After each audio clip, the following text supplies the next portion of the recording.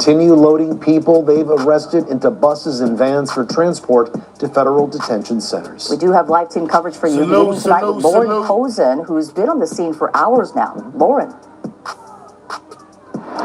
Susie Wan, it is still very much an active scene here. Behind me are protesters. They're chanting. I'll be quiet for just a second. Maybe we can hear them. So what they're doing is they are right in front of the National Guard that's standing right there, blocking the road there. Within the last hour, they brought up this vehicle. You know they're trying to be on my neck, man. They're trying to be on my neck. You know, the tension, you can cut it like a knife out here. People are very much frustrated, and they are chanting they want ICE out of Camarillo. So this is California, man. Scene unfolded in Camarillo as federal agents clashed with protesters during an immigration raid at a Glass House Farms, the largest licensed marijuana grow. This is Southern California, man. ICE raided Green Grow today, and man, everything broke loose, man. When I tell you everything broke loose, it was crazy, y'all.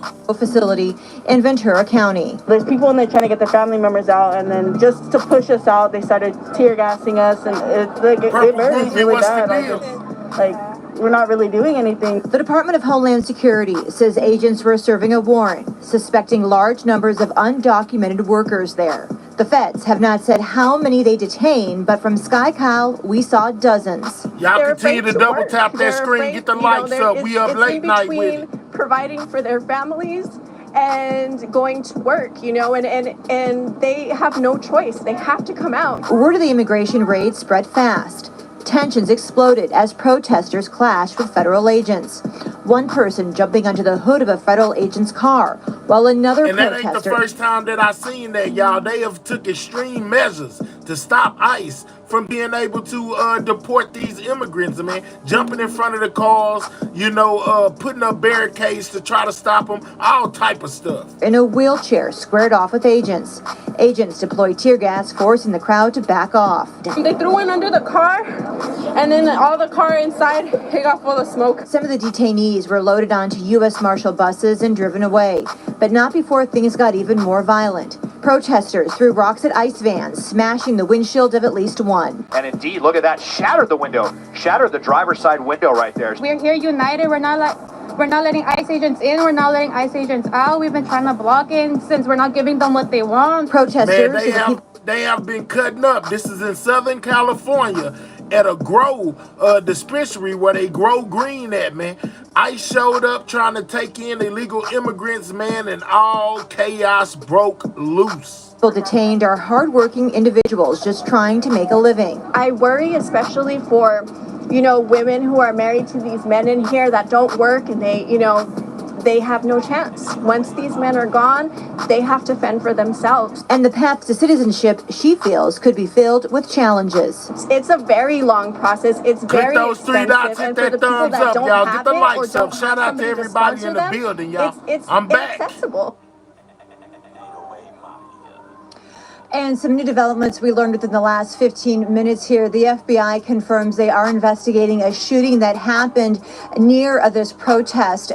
This being confirmed by the FBI and the U.S. Attorney. What's up, Miss Pooh Bear? Who also told us that multiple people were arrested for obstructing the operation. Also tonight, we learned from Customs and Border Patrol that in addition to the adult detainees that they also have 10 children that were detained, all undocumented. They got 10 children detained, guys. So they're not just taking the bad guys. They also have detained 10 children. This is in Southern California, guys. Continue to double tap that screen. Most definitely get those lights up. This is Everything News, and we most definitely in the building, man. Yeah, this happened in Southern California today, man, and continued into the night. We most definitely got to work on that like button. Make sure you subscribing to the channel if you are new. And because of that, the feds are now launching a child labor investigation. Reporting live in Camarillo, Lauren Posen, KCAL News.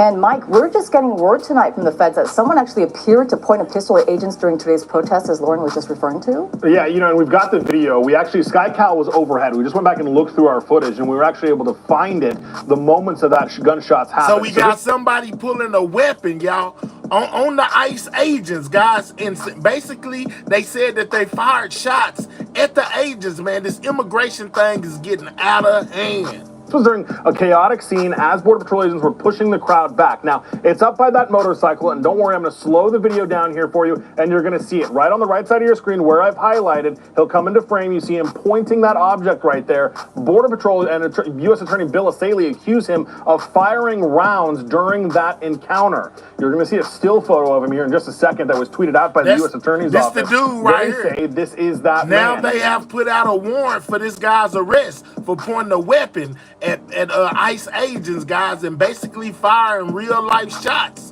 at the ICE agents. Now, they don't have any idea who he is. You can see he is wearing a mask over his face. It does not appear that anybody was actually struck by gunfire. We'll show you the video one more time here, and you'll see it slow down again one more time. But as the crowd is running, there he is, highlighted on the right side of your screen, where you see him pointing the gun, and according to federal officials, he is firing that gun. Now, there is a $50,000 reward for information leading to the identity and arrest of that individual. And again, this news just coming down in the last few moments, you guys.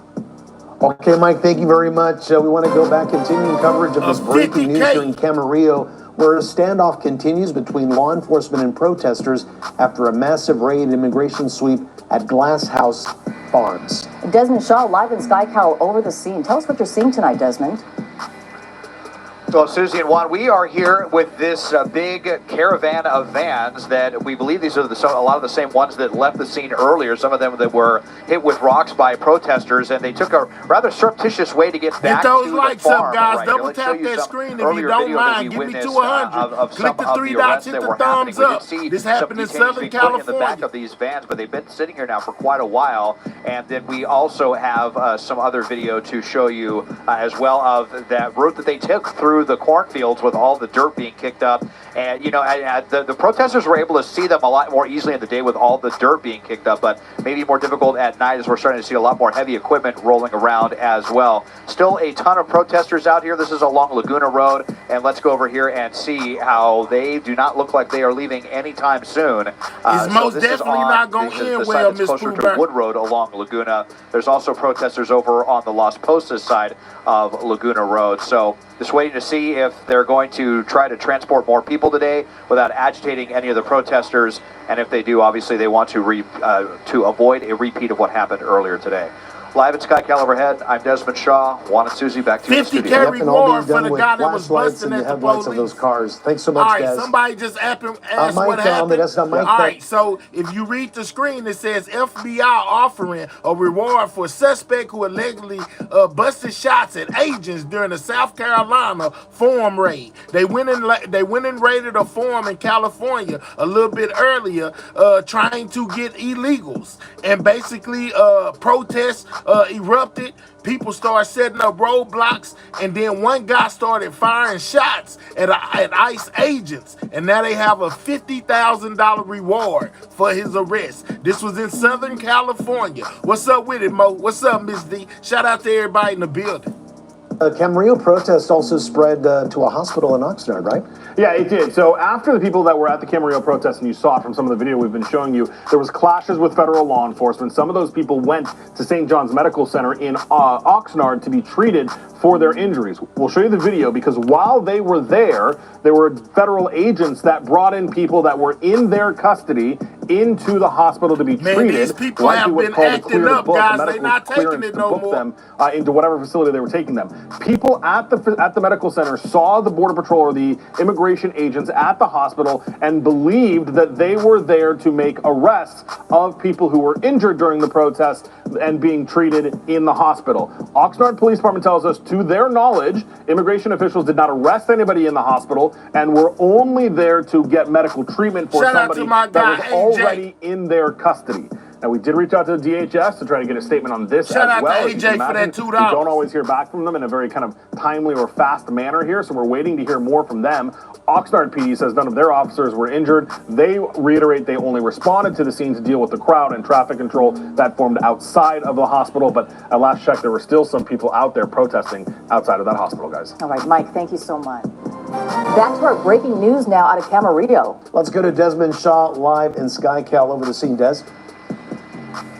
Well, Juan and Susie, so here's the dirt road. This is up off of Las Postas, well to the north of Continue Laguna, to hit where that like earlier button, we man. saw Click those a three couple of dots, hit that Bearcats thumbs come, up. and they Get helped the likes to escort those 100, vans guys. back in, and it looks like a lot of federal personnel were trying to use that same route to leave the farm kind of undetected, but it did not work. Now, they had this area sealed off earlier, but now they don't, and the protesters seem to know exactly what was going on. If they could see the headlights all coming down in the distance here. I hear so you all of a Quinn sudden, say maybe they a bit of leaving a California, confrontation. They never have, coming back. Put a bunch of vehicles here blocking the road, and some of them standing here. I know it's pretty dark, but you can see them standing on the opposite side of Las Postas, and they were trying to wave more people in as well. So they're forming a blockade now and not allowing these National Guard vehicles to leave the scene. So it's just kind of have to see how this is going to unfold, if this is going to escalate or if they're going to turn back around and try to find another way. I mean, there's a lot of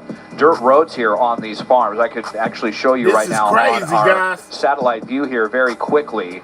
And so that's Las Postas Road there to the left. There's a lot of, it's kind of a maze, but a lot of these roads do kind of zigzag around the farms in various ways. So all of a sudden now this convoy is kind of stopped up by protesters that have massed here at this kind of discreet entrance off of Las Postas Road. Again, it was sealed off earlier when we saw this, when they were escorting vans in, but not the case now at this point. And so what's now up, kind Brenda? of a brand new standoff situation developing here, Juan and Susie. Well, Desmond, I know it's kind of dark out there and hard to see, but do you see any of the National Guard members out of their vehicles? What's up, Nene? Yes, I do. There's one right here.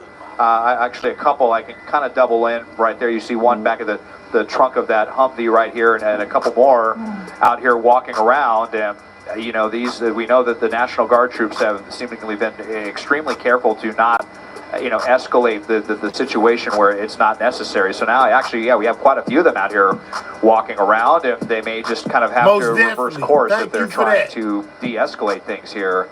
Some really bright strobes. We most definitely exercise the Fair Use Act of 1976 on all videos played. This is for educational purposes as well as news reporting. I'm most definitely bringing you up to date on some of the current events that are going on, man. It's crazy, man. This happened in Southern California. They raided a grow, a dispensary, trying to get illegals. ICE did, and wound up protesters showed up, stopped the whole thing. You know, basically intervened and caused all kind of chaos. One of the people there started firing shots at the ICE agents, and basically they have a $50,000 reward on his head. It started earlier and carried on into the night, guys. If that is a protester, I think it is a protester, maybe with some powerful strobe lights. We know that has been a very popular, very common tactic when it comes to some of these protests are these kinds of strobe lights. So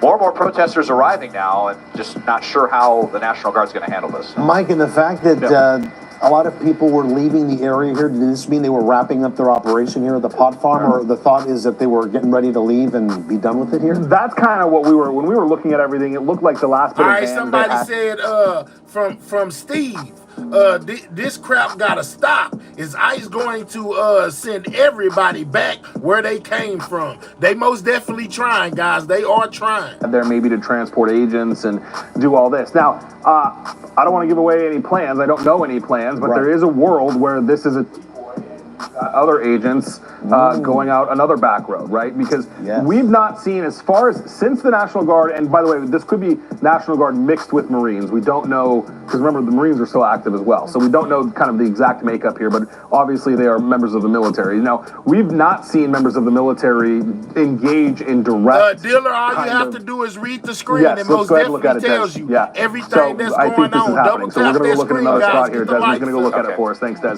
Yeah. But yes, we've not seen any military members, whether it's the National Guard or the Marines, directly engage moving over with here. civilians. We've not seen them do that. So, and here we go. So here comes, is this, yeah, these are the vans, right, Des? I think these are a lot of, these are, I think, all of the other vehicles. I mean, there's a lot of SUVs here that look like they might be This is undercover. crazy, I mean, guys. we had so many hundreds of personnel here today in every kind of vehicle, from hardcore Humvees to heavy equipment to Bearcats. Look at all of those and vans, SUVs guys. unmarked. They are And so there to now, haul yes, off this is immigrants. the vans They that have had, been sitting here. they And detained they've 10 obviously been children plotting today, for a guys. very long time how they want to do this.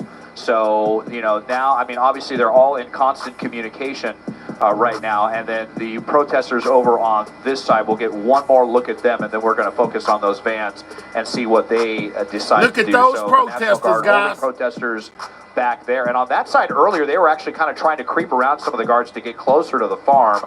And the guards kind of had to go deep onto the farmland to Yes, this is most avoid definitely that in from Los happening. But now a Angeles, very, man. very long Los line Angeles of is not cars. taking it, man. And, They are we'll putting up a see, strong fight which way they're against going ICE to go. But each I and mean, every the main day. road is blocked by hundreds of people right now. And we'll go see what's happening with that convoy as well that was over on that. That might be a drone flying right there. Yeah, now it's kind of interesting. Is that a protester drone, or is that like an official drone from this federal operation? It's not clear. But now back over here onto Las Posas Road and the dirt road here. What's up, Summer Breeze? Now you've got a bunch of guards here, and now some others that are starting to turn to the right. They're actually backing up, so they might have to kind of do like a big. I don't think it's per se kind structure, of a Miss loop Fubar. operation. Turn all They these vehicles showed up, around, and then so the protesters still very showed fluid here up. on the farms on the Oxnard Plain. And Mike, as far as we know, these vans are empty tonight, right? Well, I don't. So we don't know. I mean, I think at this point they have people in them, but we believe that they're more than likely federal agents.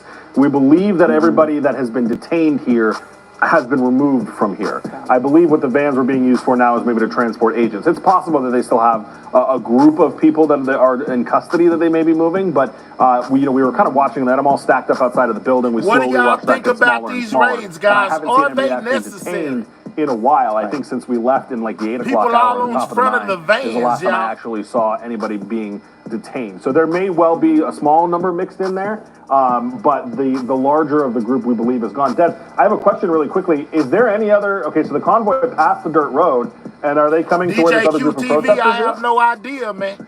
But they show up in the masses about this immigration. Now they're making it, Man, they are it does appear tearing so. up We're getting a little equipment. They are sauce on the lens acting here, out, guys. Chris. Okay, well, these are other protesters we believe that are going up Las Posas Road, but here on Laguna Road, And now they're trying to turn you're around right. too. They are kind of face to face with all the protesters, and yeah, we've got people that are backing up, and I mean, I just don't know how they're going to get through this without Oh, what a mess. this turning into a potentially really big conflict.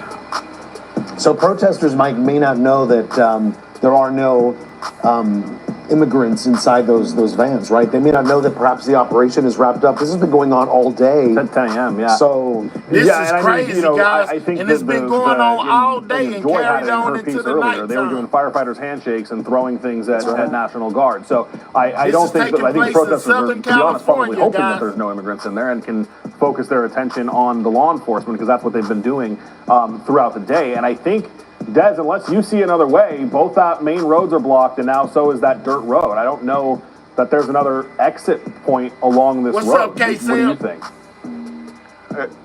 Well, let's just widen all the way out and show the farmland here. I mean, you can see there that are a one lot up of to the top, interconnecting roads right here. So, they may be able to find a way through. And I mean, those National Guard vehicles are I see almost, somebody certainly said the equipped with government four-wheel doing their drive. job. And if they really They felt catching the a need, lot of probably just go blowback, straight guys. through the farm fields themselves. I mean, probably would not They be are a most very good definitely, look the to do that. government is most definitely doing its job, but the people are doing a lot of protesting against what the government is doing, going, man. Is this really necessary? You know, is it necessary for them to go to the grow farms, to the parks, you know, and even in some cases to schools? If you missed the earlier part, they detained 10 children today during this raid, guys. ICE and the protesters are colliding over immigration. But it would be possible. So, yeah, I mean, we're watching a lot of different groups now. This is the ones that just seemingly got blocked in, and I mean, maybe this isn't a decoy because they're all kind of backing up. I mean, there seems to be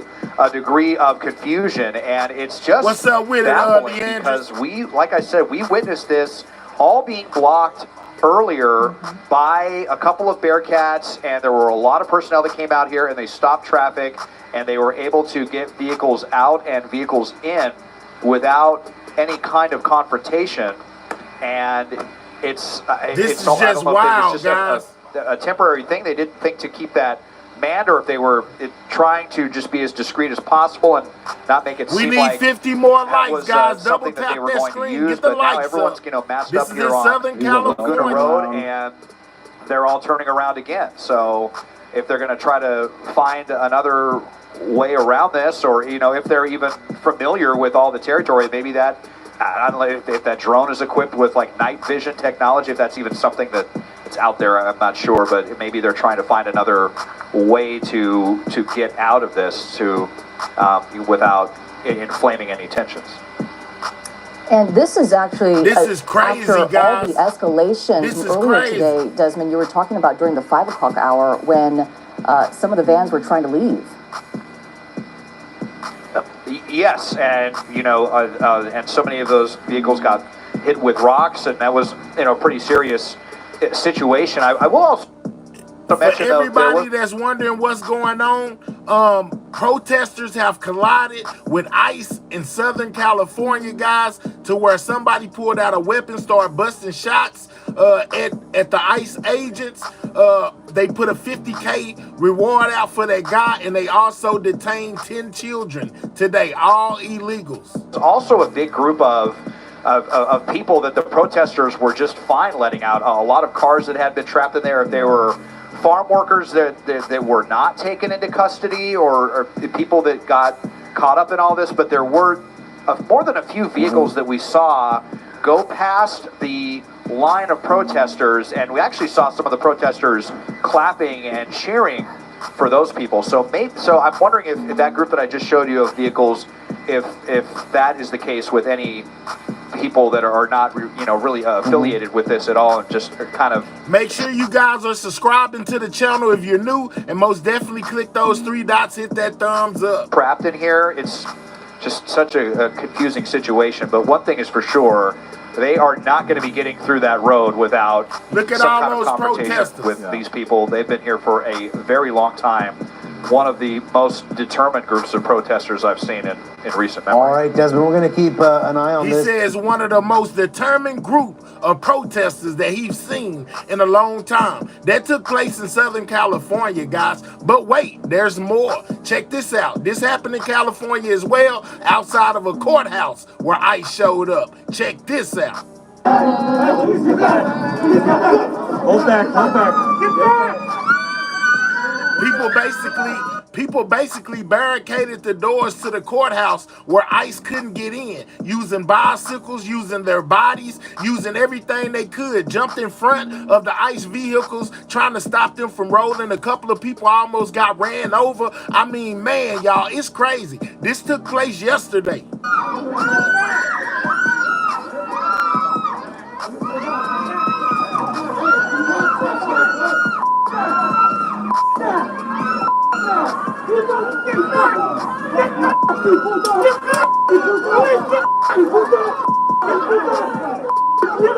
This is ICE versus the protesters, guys.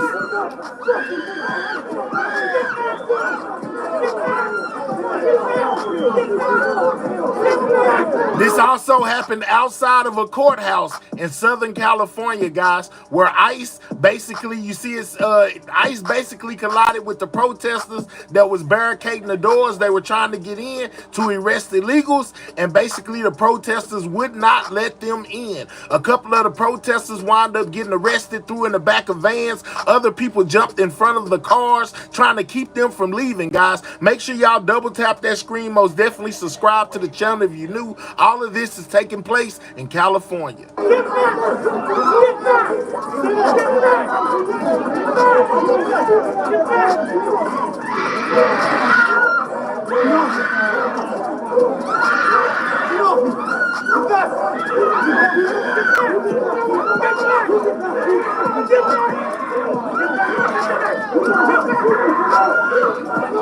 at that chaos, guys. Nothing but chaos outside.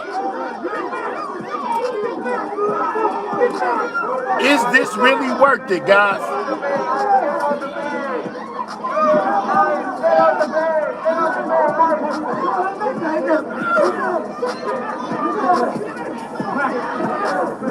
This is crazy, y'all.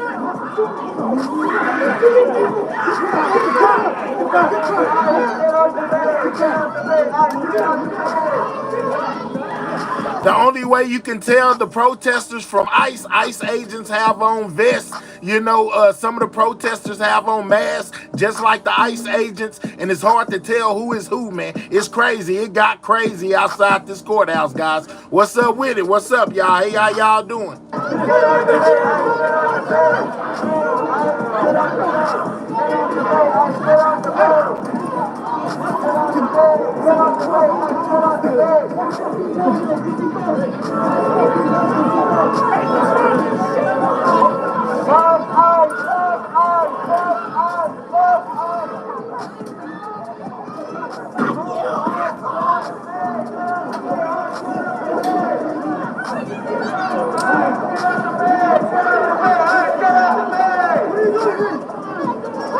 Guess what? I see some of y'all down there talking about Epstein. We gonna get to him in a minute, as well as Pam Bondi, you know, basically saying she was gonna look over the files. She had them on her desk. Her words being basically twisted as far as she says, and basically how the client list just magically disappeared.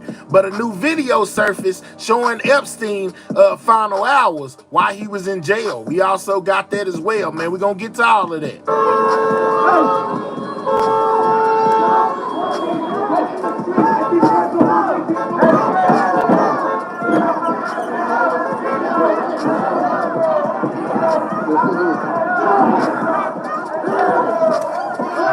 Now they are in front of the vehicle, guys.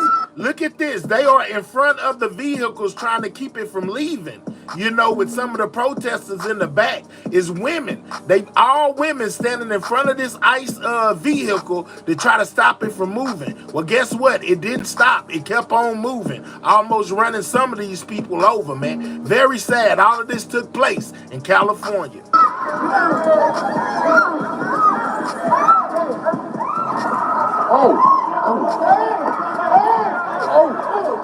She was hanging on front of the vehicle, guys, and it continued to roll. It basically rolled over her, man. This is crazy. Hey, go.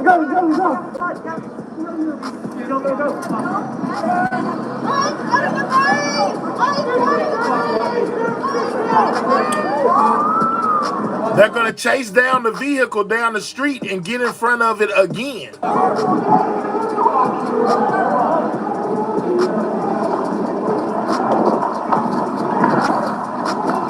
This is in California, guys, outside of a courthouse in Cali. What are you going to say? They get right back in front of it. Whoa. Look at the women. Look at the women, guys. It's people in front of the ICE vehicle. It's going to back up and then accelerate forward. Wow. Run over. Go. Is this really necessary, guys? Nothing but chaos and panic. How the fuck do you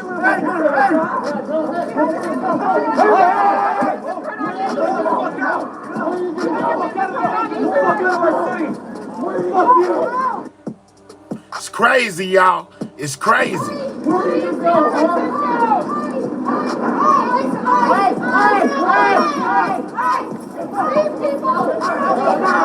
Continue to hit that like button, guys. Click the 3 dots, hit the thumbs up.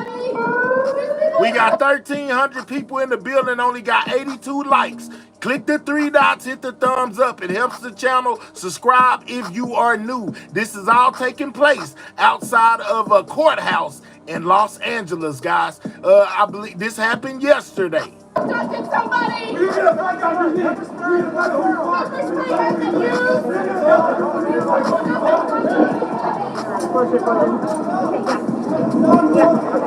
Don't touch pussy mouth. Spit it out. Crazy, y'all. Don't touch it. Don't touch it. One of the protesters are injured during this whole thing.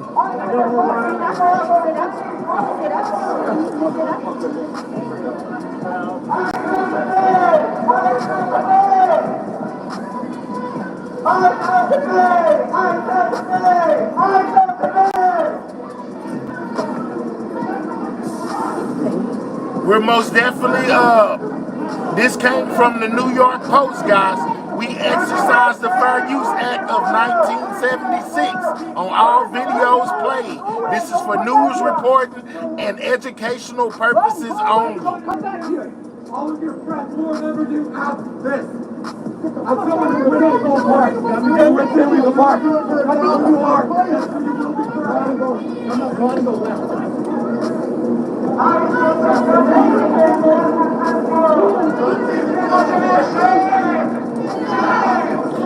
As you can see, these are the ICE agents, guys, with the vest on.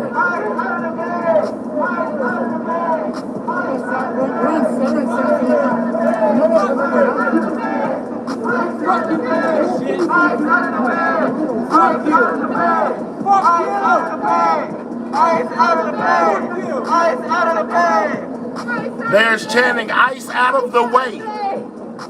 Your grandchildren are gonna learn about all the horrible things you're doing today. Your grandchildren are gonna learn to never be like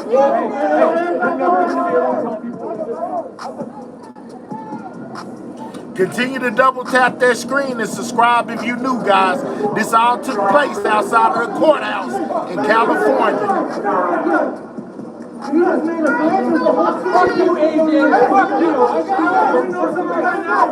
A lot of choice words being said, man. They are upset.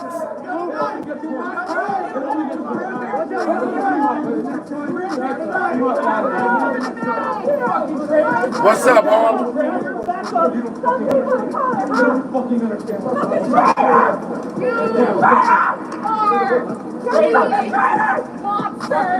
They're calling ICE traitors, guys. They're telling the one right here. This guy that was right here. Hold on, let's go back. I want to show y'all him. This guy here, the protesters, which are on the other side of him. This guy right here, they calling him a traitor. He pushes one of the protesters.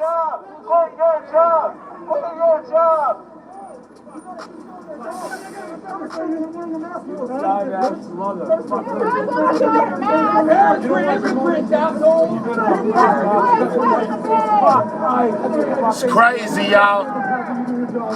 Is this really necessary, guys? It's a lot of division, a lot of chaos going on around this mass deportation situation.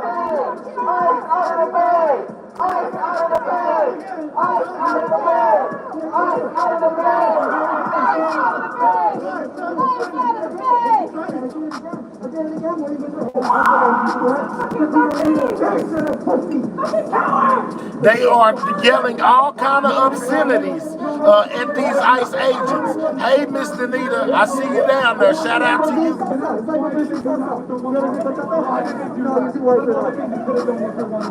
Your grandchildren are going to learn what terrible monsters you are today. They're going to learn to not be like you.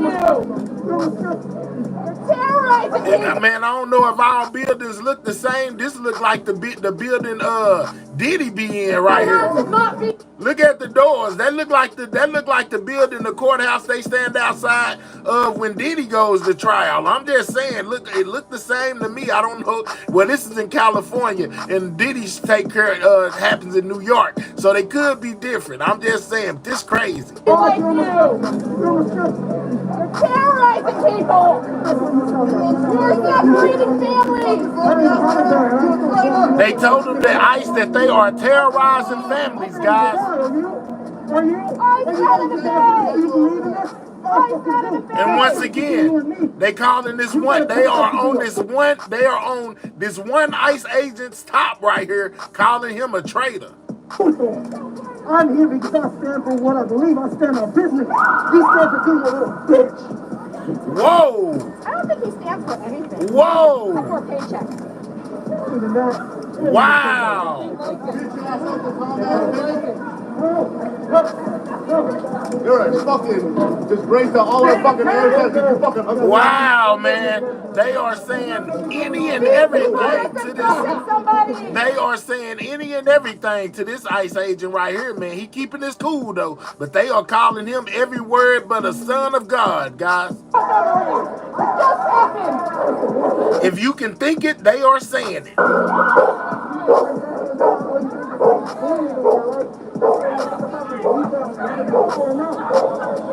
want y'all to know that there's only going to be more of us next time.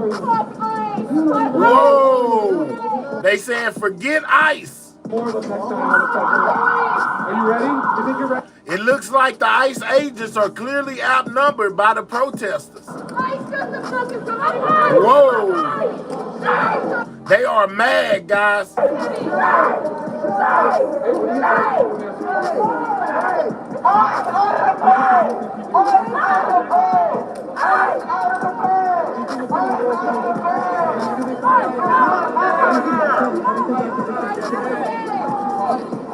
Hey, slow down.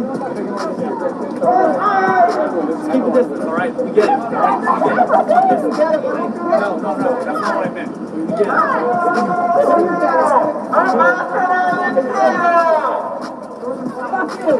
Whoa! Lord! Hey! See, they are saying, forget you, Lord. Shame on you, she's saying. He say, shame on you. And if you look at this guy's right here, you know that it's real. It says police, federal agent, guys. Yeah, ICE was most definitely there, and chaos ensues wherever ICE shows up, man. These people are not happy about them basically trying to deport everybody. I want you to go home. I want you to fucking put your down. No more. No more. No more. No more. Don't do it anymore. Don't fucking do it.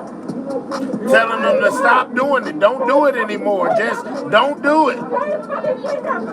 She's not saying it in such nice words as I am, but that's most definitely what she's saying.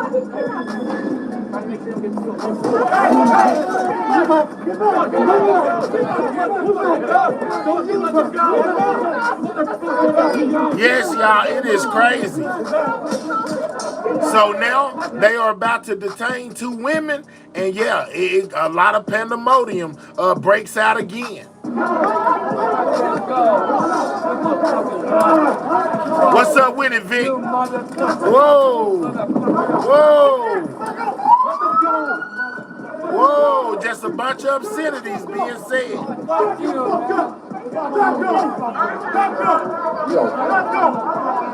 Needless to say, they are not happy, guys. He jumped out with a weapon telling them to back up. First weapon I've seen.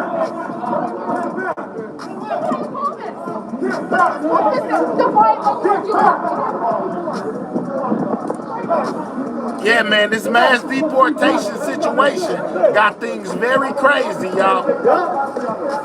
Hey, get the next time.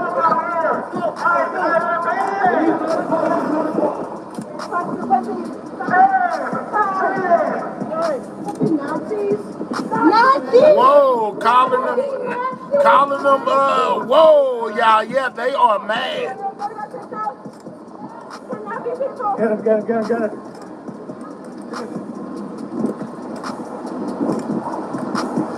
Thank you for the gift, Miss D.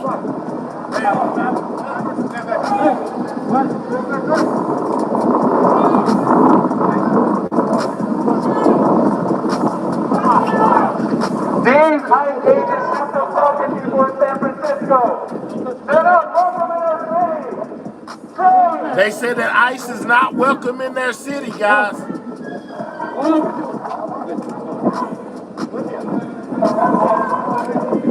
high cages have to focus someone in our city. They're not welcome here. They're not welcome here. They said they ain't welcome in their city. This is California, free.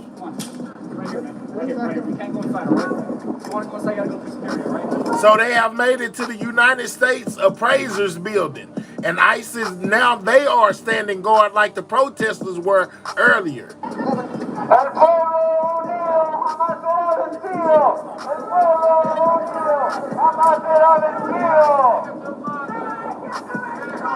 Notice the broken glass, guys. Protesters have shattered the windows of the state's Appraisers building. ICE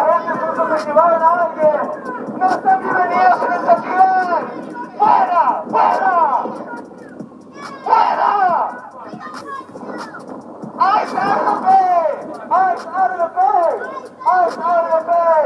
ICE out of the bay! They said ICE out of the way. Either ICE out of the way or ICE out of the bay. Either way, they want ICE gone. ICE out of the bay! ICE out of the bay!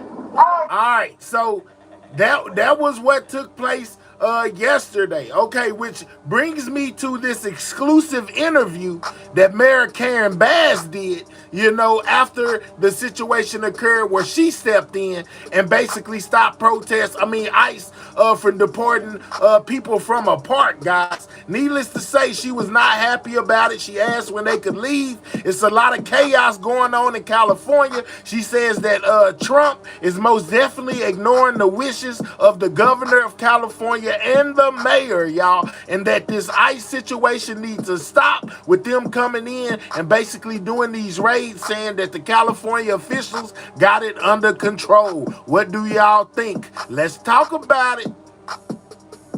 That there were rumors about a military intervention in MacArthur Park for weeks. Frankly, I didn't believe it because it was so ridiculous and atrocious that I couldn't imagine that the federal government would do that. But then on Monday morning, I was in a meeting and everybody's phones start going off. You know how that goes. And it became clear that it was true and that the military, this time in the with the Customs and Border Patrol, had descended upon the park. And so I honestly didn't think much about it, but wanted to go over it immediately for two reasons. Number one, to see with my own eyes that this was actually taking place. Remember, I brought y'all the footage of her out there while the National Guard was basically in a park in California, to where she got on the phone with the person that was over it and basically tried to get the ICE agents to leave. So she has most definitely been foot on the ground when it comes to these protesters colliding with these ICE agents. And then to find out who was there and why they were there. And of course, if there was anything that I could do to stop it, to convince them that this made no sense at all, there was nothing going on in the park that warranted that. The park, there's been a number of problems in the park for a number of years, but we've been effectively addressing them.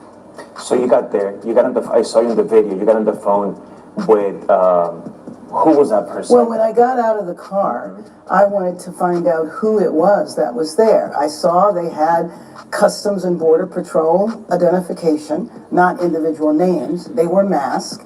And I went up to one of them and I said, who is in charge here? I want to speak to who is in charge. And they put me on the phone with Greg. And we all seen this. You know, who is in charge of Customs and Border Patrol here in Los Angeles. I had spoken to him previously. It was very difficult to hear him. But I wanted to know, one, what was the mission? Why were they there? What were they looking for in MacArthur Park? And two, can they leave immediately? And it was somewhat garbled as to what the mission was, but I think he said something like, you know, to address crime. And if that was the case, if that was their actual mission, then what is the Los Angeles Police Department for? That has been working hand in hand with the community, with the city council office, and has significantly reduced violent crime in the area, has arrested people who are trafficking in drugs, and also has seen a big reduction in theft with the seizure of over $300,000 of stolen goods. So we knew that there was a criminal element around the park, but like I said, it had been addressed, and there was an ongoing effort to address what was happening in the park. Nothing that warranted the debacle that they put on display in that park. He said that he doesn't work for you. They're going to stay here as much as needed to continue with their mission. What do you have to say about that? Well, first of all, I think both of us work for the American people, and taxpayers pay. She's speaking on the situation I showed y'all, which occurred at MacArthur Park, where she basically tried to step in and intervene between the protesters and ICE and get ICE to leave from doing what they were doing in that park. She's speaking and telling the details of how she knew to go there, you know, basically what her thoughts were on the situation with them being there, and how they basically want ICE out of California. Our salary, and we are both public servants. He said that they were going to be here as long as they wanted, but that goes back to the origin of the problem. What the administration is doing is experimenting with Los Angeles, to experiment with what happens, what is the public response when the federal government goes into the state and seizes power and authority from the governor and deploying National Guard in our city. Basically saying that Trump did what he wanted to do. He stepped over the governor and the mayor and still brought troops to California. They weren't even asked for because they were not needed. Did he confirm or say when this would end? Do you know when the raids are going to stop here in Los Angeles? No, once again, everything that's been happening in the city has been by rumors. So there's a lot of rumors. So it's supposed to last 30 days, 60 days. But so they're not good. Trump and them not telling them anything. They're finding out what's going on through rumors, word of mouth, people saying this and people saying that, and basically seeing if what they saying is true. He asked her, do you know when it's going to stop? She said, I don't know. You know, basically it's rumors, word of mouth. Could be 30 days, could be 60 days. The rumors are just swirling, but we have no official word from the president as far as when these ICE raids will stop. Has never been an answer from the administration as to how long this was going to last. And if you look at it, what have they accomplished except for spreading fear and terror in our community? Do y'all agree with what she's saying? Except for damaging the economy and ripping the economy apart in some neighborhoods. I went to restaurants that cater to the Central American population, El Salvador and Honduras. Those restaurants were empty. The owner said that this was worse than COVID. They not only didn't have customers, they had employees that were afraid to come in. What have they done? So have they arrested a bunch of violent criminals? It's my understanding that over 60% of the people that have been detained so far have no criminal record at all. And then the others have minor criminal record, and I'm sure there's a handful. Oh, wow. So basically saying that a majority of the people that are being arrested by ICE have no criminal record, which brings us back to what they said at first about only going after the violent criminal immigrants that are not supposed to be here, you know, and basically not bothering the ones that are here with no criminal record. But, hey, over time they changed it, and it became anybody that's illegal, which is exactly what they're doing now. Dangerous people that they detained. But we know that that is not the case. Otherwise, they would have been parading them through the media, telling us about all the horrific crimes they committed. Looking at the past 30 plus days, do you feel like you've done enough to protect undocumented Angelenos who have not committed a violent crime. You know, I'm sure there is more that I could do, and let me just tell you that I am willing to do whatever it takes to protect Angelinos. So about a week and a half ago, Karen Bass say she gonna do whatever it takes to keep Los Angeles immigrants safe. But she can't guarantee you that you won't get deported because she's not gonna break the law. That's what she says later. Check it out. the officers received this information, this official notice that if they encounter federal agents arresting someone, they have to at least attempt to get an identification from the officers, from the federal officers. That was a week and a half ago. That was almost 3 weeks after everything started. Why did it take so long for them to get this order? Actually, I'm not aware of the order that you're talking about, because that's not my understanding that they have an order to do that. I think that this is creating a problem, a dilemma for law enforcement in the area, whether it's federal or local, because law enforcement is used to cooperating with different areas in the law enforcement arena. But this instance is done without any cooperation, one, because the federal government has imposed it that way, but two, because it is our policy here that we don't just turn over our citizens. And that policy is a 45-year-old policy, and its origins was to help the immigrant community, to say on record that we, the Los Angeles Police Department, will not cooperate with federal officials that are looking for immigration status, either verification. Basically, Los Angeles is a sanctuary city. You know, they don't want to deport their people. You know, and basically saying that they would not, and they're doing everything in their power to try to stop it. But at this point, they are powerless. Immigration status, our immigration enforcement, because we didn't want the immigrant population to feel as though they could not call 911 and report a crime. The immigrant community in the 80s was being preyed upon and by the criminal element, and we wanted people to feel that if they called law enforcement here, it wasn't like calling law enforcement in the countries that they had fled. Law enforcement was there to help, not to hurt.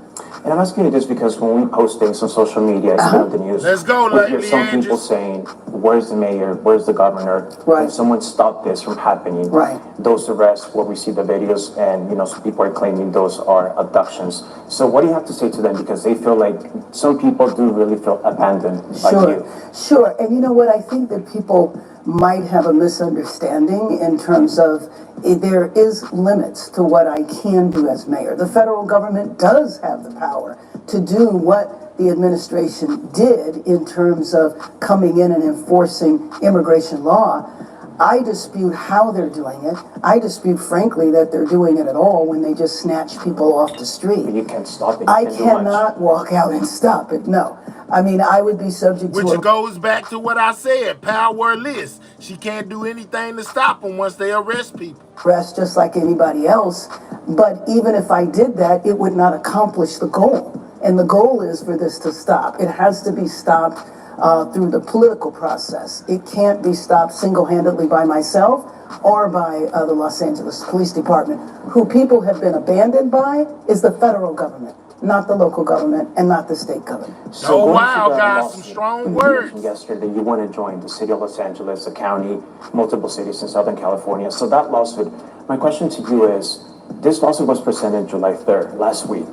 Why didn't the city sue the federal government, given the circumstances and what has been happening for 30 days?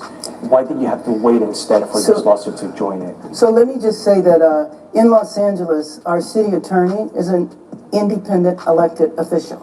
So the decision to sue or not comes from the city attorney's office. I work closely with the city attorney, and I know that she was looking at all avenues and ways to bring legal justice. But 30 days is a long time. All right, well, man, just good to see you. A long time. I mean, you can do something, but you can do something quickly that's not effective. You can do something quickly to show people, yes, see, I'm doing something, even though you know it's not going to be effective. Or you could do it properly. That might take a little bit of time, and I believe that's what the city attorney chose to do. And I'm asking because, like you mentioned, an injunction yesterday, possibly, right? So to at least stop it for now. Or Queen Being Love say she needs to be fired. Oh, wow. Stop that, what you mentioned, what you call was an illegal arrest. or the illegal operation. So maybe if there was a lawsuit that you presented, or the city attorney presented earlier, a few weeks ago, maybe we would have seen that injunction already by this point. I mean, it's possible. Anything is possible. But Did she drop the ball? No, I don't believe she dropped the ball at all. And I think it would be really good to talk to her. I am not a lawyer. And so I can't go into depth into the legal reasoning. But what I do know is that she had been in conversation with our Attorney General, Rob Bonta, with mayors from other cities. It's important to do things in a deliberate fashion where you take time to make sure that you do it right. Do you think this lawsuit is going to be successful? People are also saying that, you know, it's laughable, it's a joke, it's courts are going to be on Trump's side. What do you have to tell them? So Los Angeles has filed a lawsuit, guys, against Trump. They have basically filed a lawsuit against Trump. People are saying it's going to be ineffective, saying Trump and them are going to win. They're not going to go on the side of Governor Newsom or Mayor Bass, y'all. But they have filed a lawsuit against Trump and them and ICE. Well, but you know what? We have to use every means possible. Because if you want to see this stopped and you rule out anything that anyone is doing, then basically you're surrendering. And I'm not willing to surrender. And I'm going to fight on every way possible. And a legal strategy is a strategy to fight the administration. I think this lawsuit is particularly powerful because it's so many jurisdictions, which is another reason why I know it took time. So the Trump administration is suing you because of the sanctuary policy that we have in the city. So now she's Can being... you promise that Los Angeles is going to stay? And they are, not only is she filed a lawsuit against them, they have most definitely filed a lawsuit against her and Newsom, you know, over their quote-unquote sanctuary city and the things that they have been doing to try to stop ICE from doing their job. As a sanctuary city, even though we're facing, or you're facing, the city is facing. Oh, I can promise that, but I don't control the courts. And so there is a scenario in which the courts overturn our policy. Now, I hope that doesn't happen, but I cannot make a commitment that I'm going to violate the law. So potentially we could see this being It is canceled? possible, but I think anything is possible. I'm certainly going to hope for the best, and I'm going to fight for the best. Absolutely. I'm not going to just assume it's going to fail. If that was my assumption, then I wouldn't have participated at all. Have you spoken to President Trump? I know you did mention... I have not spoken to him. I do have a formal request to speak to him, but I've not spoken to him. Do you think it's going to happen? Like you're actually going to She wants to speak to Trump, guys. She has put in, you know, basically wrote a letter or had somebody write one so that she can speak with Trump. But she says she don't know if Trump is going to speak to her, even though she has put in that request. That is crazy. The United States is always in some BS behind these presidents, Republicans, or Democrats. Let's talk about it then, Steve. Want to talk to her? I mean, I think that the dilemma of this administration, who knows? What I can do is do a formal request, which is what I did. But you're asking me, do I think that he will call or that he will accept a call from me? We don't know what is happening with this administration from moment to moment. You know what's the status of that request at this point? We do not know what is happening with this administration from moment to moment. So, going back to the MacArthur situation on Monday, you said that this is the way a city looks before a coup. Do you really think there's a coup that's being planned? I most certainly hope there is not, but it's important for me to point out the similarities, as I've spent a fair amount of time going to countries and visiting cities that were in conflict zones. You don't see the military descending on its civilians, and you don't ever see that in our country. And the fact that we're seeing the military it in on the peaceful civilians times is a little crazy. There were no protests, there was no rioting, there was no vandalism or looting going on in MacArthur Park. Now, does MacArthur Park have problems? Absolutely. Right. Were there people in the park who are addicted to drugs? Absolutely. And we're addressing that problem. See, she said we're addressing it. There was nothing going on for the military to be in that park. Those are her exact words, guys. But they said they was there to basically crack down on crime, you know, and get some of those people up out of there. When she first reported on it, she said that the park was full of kids. Now she's saying there was some people there that may have had some addiction problems, but the city of California or the state of California has most definitely been working to curb that problem and don't need the help of the National Guard. Nothing warranted military intervention. Yeah, some Republican MAGA followers are saying that you were there on Monday because you're defending drug addicts and criminals because MacArthur is well known for having those issues. What do you have to say to them, to those people who are criticizing you? That's not even worth a response, honestly. What I'm defending is our democracy, what I'm defending is our local authority, and what I'm defending are people who have immigrated to this country. They are Angelenos, and I will protect them. A few weeks ago, you mentioned that you can recognize Secretary Kristi Noem because you worked together in Congress from 2011 to 2019 when she left. What do you mean by that you can recognize? How is she different at this point? Well, the inhumanity, yes, they did, Miss D. I showed it over her one day. Sensitivity to the families, the impact that this is having, the fathers that weren't there for Father's Day, the children that will never understand why their parents, quote unquote, left them, because it's very difficult. Dave says she has no idea what the average American is going through. I hear you. For a toddler to understand that their parent was taken from them. Well, I believe that the type of trauma that is being inflicted on the population, and specifically the Latino population in Los Angeles, is lifelong trauma. People are going through post-traumatic stress from the first Trump administration. And now to see this come back again, and come back in a much harsher way, I think that is what I meant when I said I didn't recognize her. You're running for re-election next year. Do you think you're going to win? You know what? I mean, it's almost a year away. So obviously I plan to win. Obviously I'm going to work very hard. There's been so many with the fires. You know, you were here, but then when the fire started, you were in Africa. There was a lot of controversy about why you were away. How can you respond to that? And well, let me just say why I was away. President Biden. And those fires were horrible, guys. Yeah, no water, and you're right beside the ocean. Yeah, man, something was going on. They dropped the ball in California with those fires. I cannot deny. That is crazy. And he basically just brought up to her, hey, when all this was going on, you were in Africa. You wasn't even in California. You know, they need to find out why they wasn't giving no water. Talking about some, now I agree with it wasn't talking about they were trying to save some fish that wasn't even in danger. That's why it wasn't no water. Say what?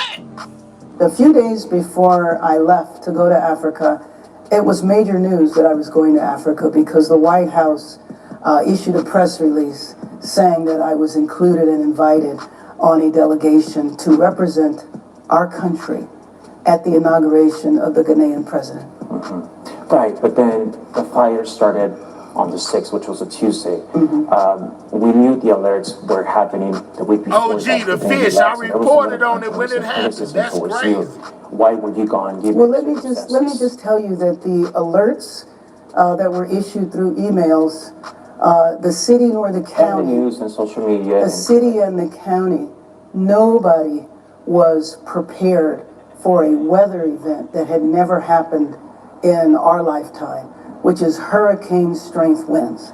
Continue to double tap that screen, guys. Subscribe to the channel if you're new. Frequently, yes, but it was not elevated to the point of a critical situation. Otherwise, the county and the city would have gone into emergency mode. So when I learned about the fires, I was actually 3 hours from boarding a plane to come home.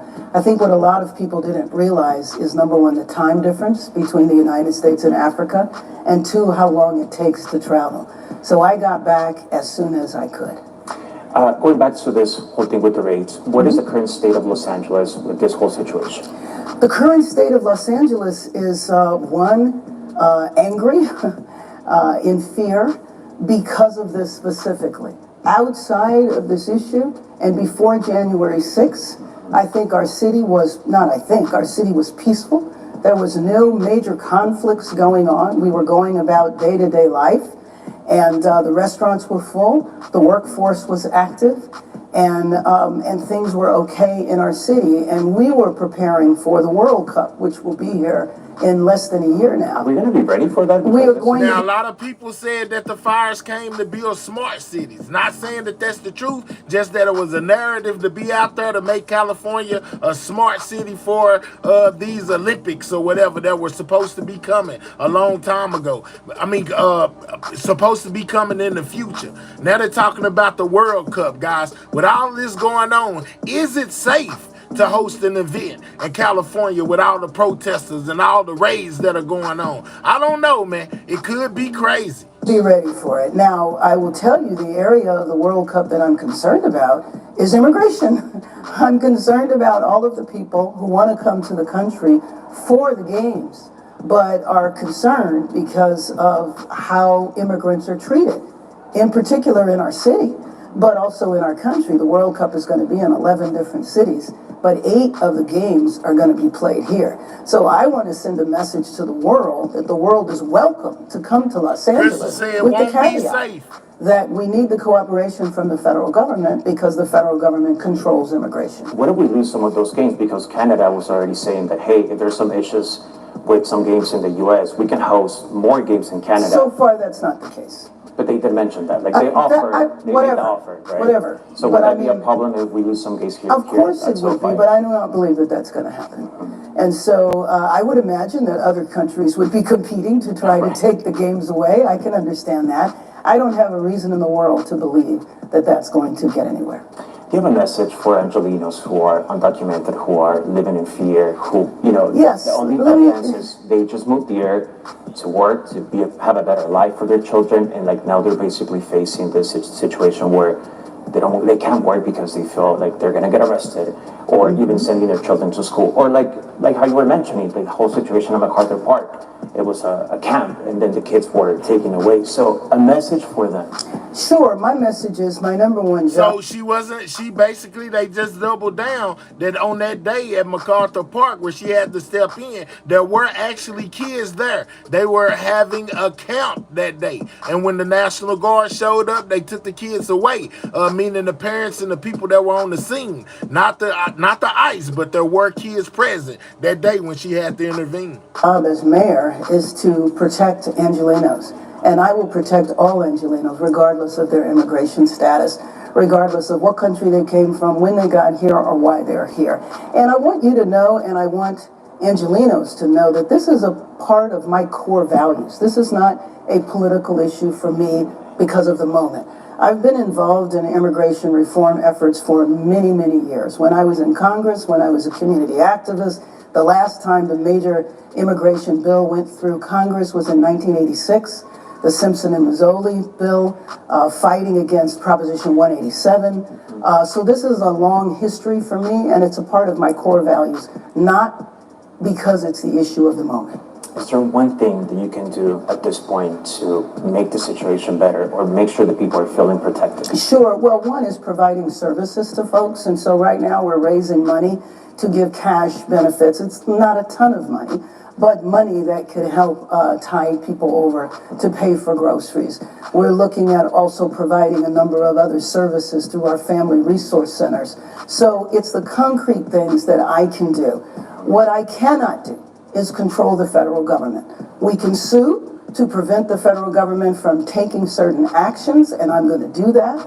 But I'm going to look for every means possible to push back and to fight, because this is not the city that I grew up in. This is not the city I was raised in. The idea that the military would be roaming our streets, to me, is an egregious act against our city by the federal government. So she's saying it's not a good look for the military to be roaming the streets, guys.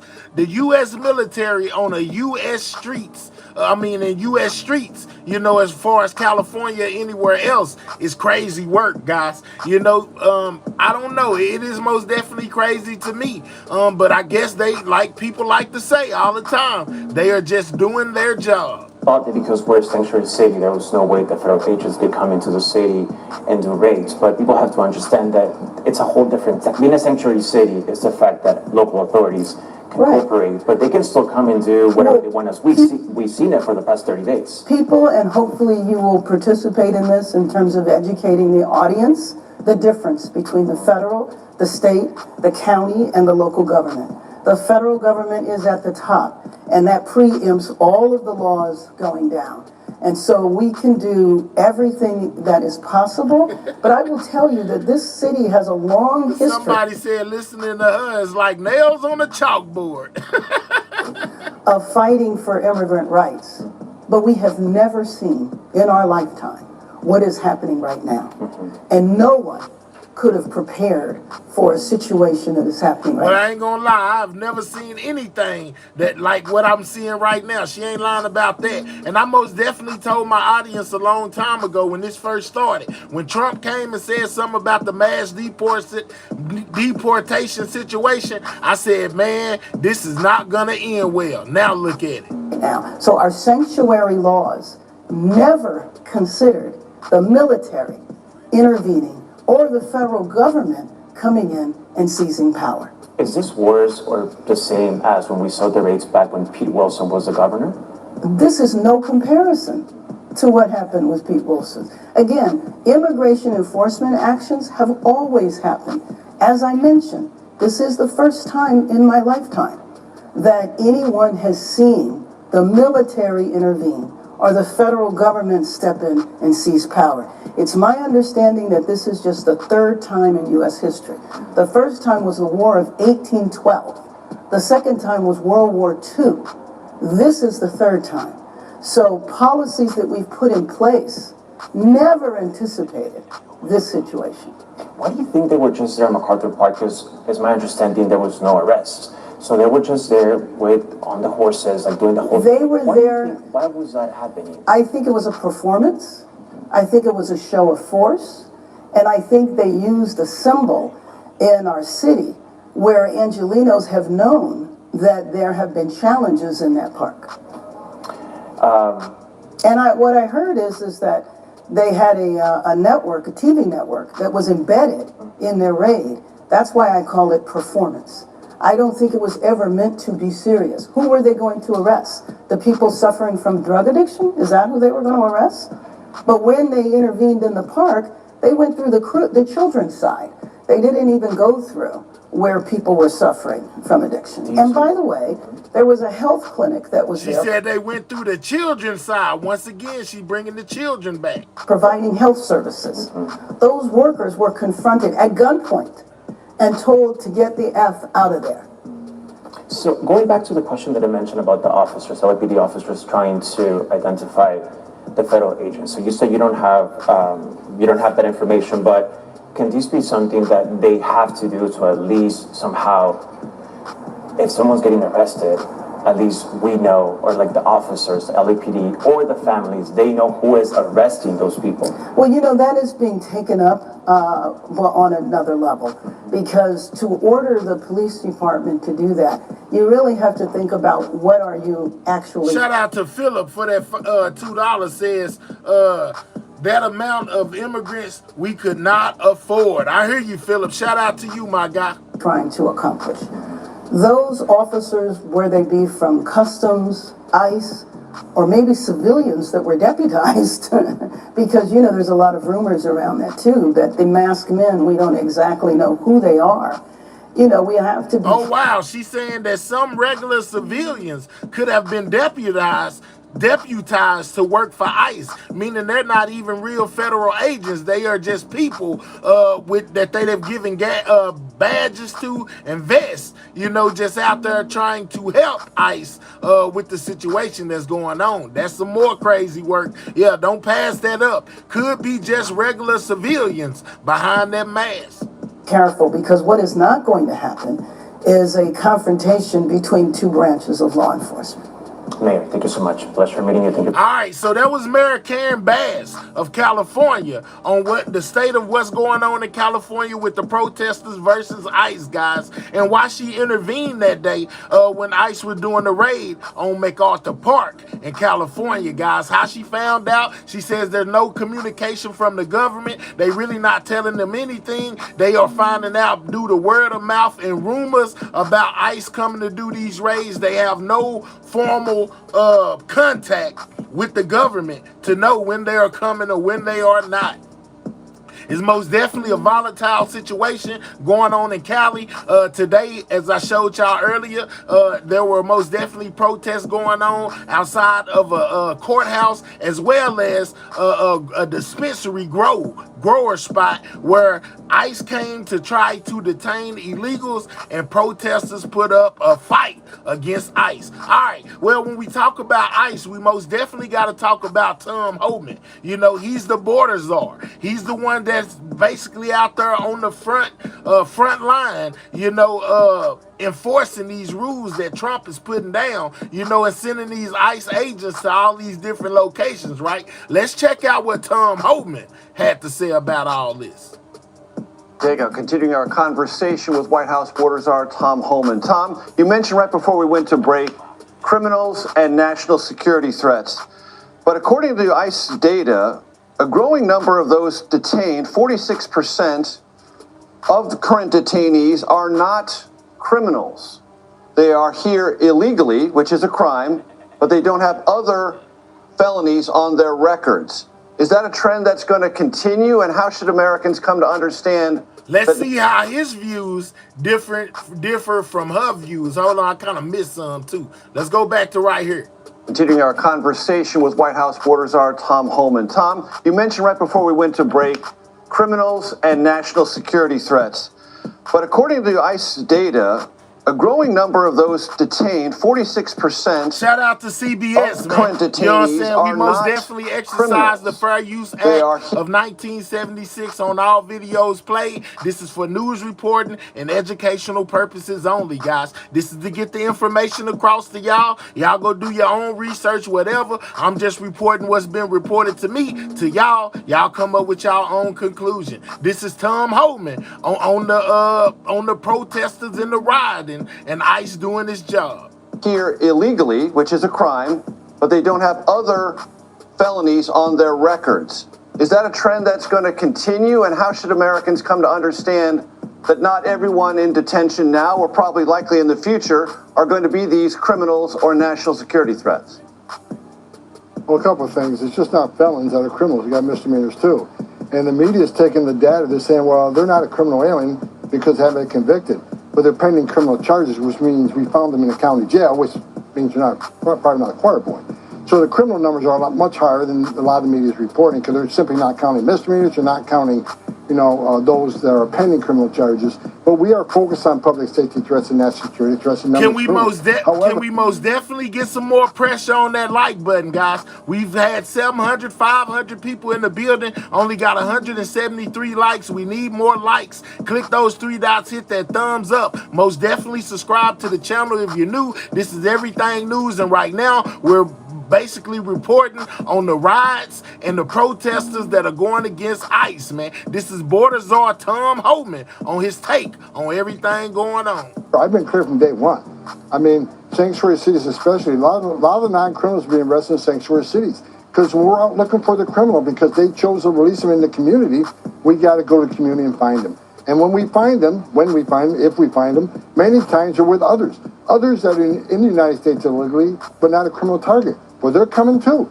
We're tell ICE agents you're going to enforce the law, you're going to uphold the ultra-tuck. Unlike the last administration who told ICE agents, you can't arrest simply being here illegally. They got to be convicted of a serious crime before you can even target them for arrest. We're getting back to what the law says. ICE agents are going to arrest people being in the country illegally. We still focus on public safety threats and national security threats, but if we find an illegal alien in the process of doing that, they're going to be arrested too. If you're in the country illegally, you're not off the table. That's why we want the non-criminals to take advantage of the CBP Home app. Put your affairs together, and go home and leave yourself an opportunity to come back under a legal program, whether it's a visitor visa, a tourist visa, a work visa, or maybe you have a U.S. citizen child here that can... So basically, Tom's saying he don't care about nothing they talking about. If you're here illegally, you're getting deported. Yeah, try to get in the right way. That's what Tom is saying. Petition for you someday to be a part of this country.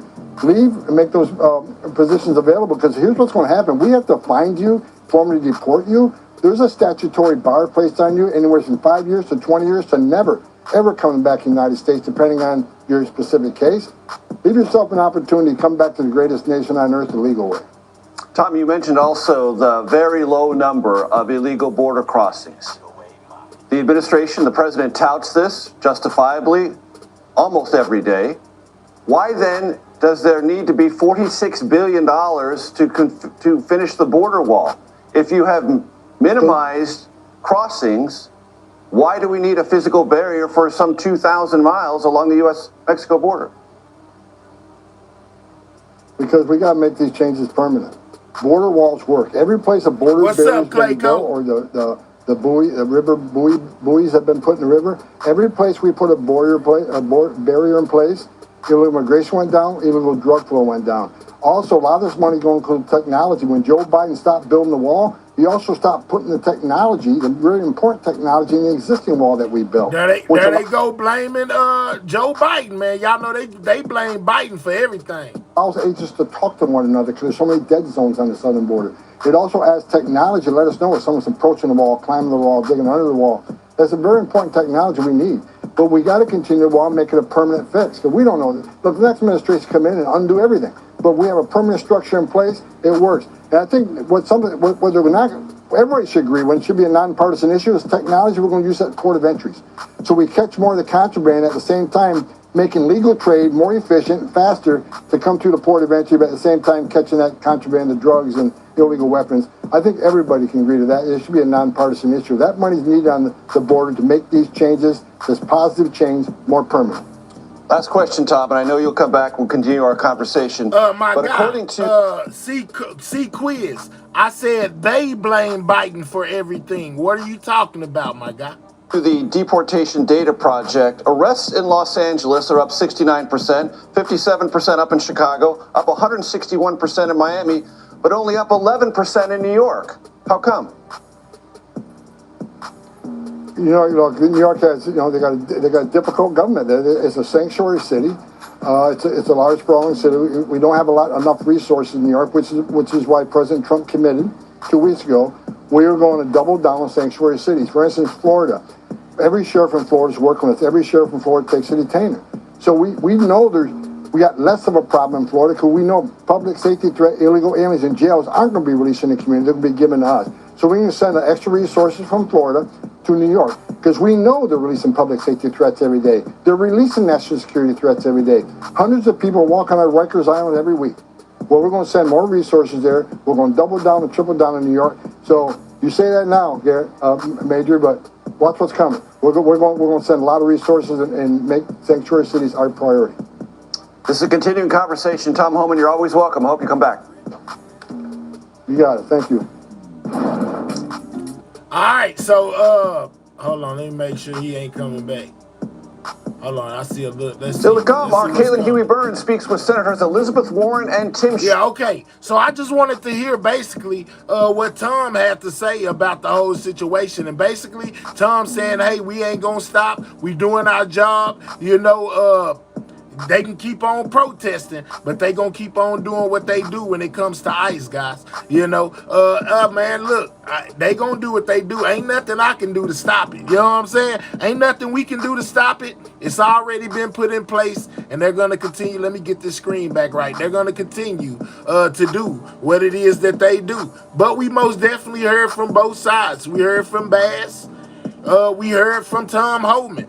We'll just keep an eye on it as it progresses. And hopefully they come to some kind of good conclusion, on how to stop all of this friction that's going on between ICE and the immigrations, man, as they continue to enforce this mass deportation thing that Trump has put into play, guys. All right, so now something a little bit, let's go to Epstein, guys. Now, everybody's been worried about this Epstein list. They want to know who name was on the black book. The government came forward and said, hey, we're going to give y'all all the information that we have on Epstein, right? And then all of a sudden, out of nowhere, they come and say, man, there is no list. And we basically don't know much of anything more than we already told y'all about Epstein. Then, what's his name? Elon Musk comes out and says that allegedly Trump name is in those Epstein files.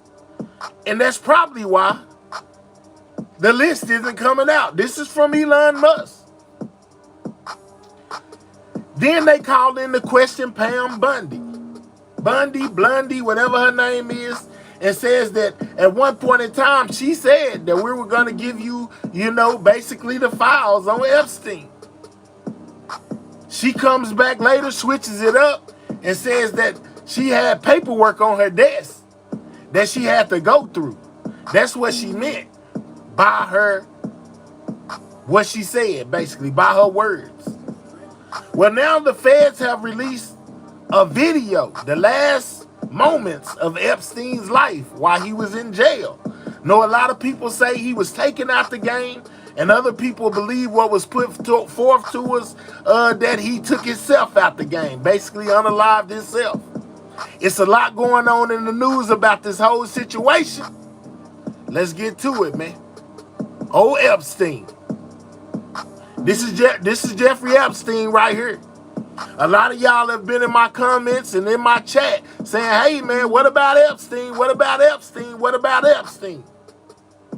Well, I went and did a little digging, and this is everything I know about the current situation with what they're saying about there is no client list. Let's go. Shout out to Law and Crime, man. You know, they most definitely dropped a detailed video about everything they know about the Epstein situation.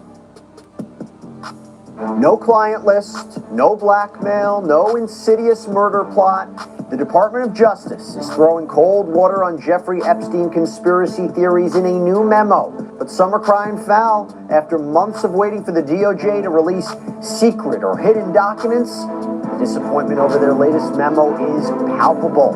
The government did release hours. That is a screenshot, you know, basically of the video that they released of Epstein in his final moments, guys. There's a video from a camera near Epstein's jail cell and its efforts to prove that Epstein took his own life. Welcome to Sidebar, presented by Law and Crime. I'm Jesse Wecker. So what do y'all think? Is there more to this Epstein thing?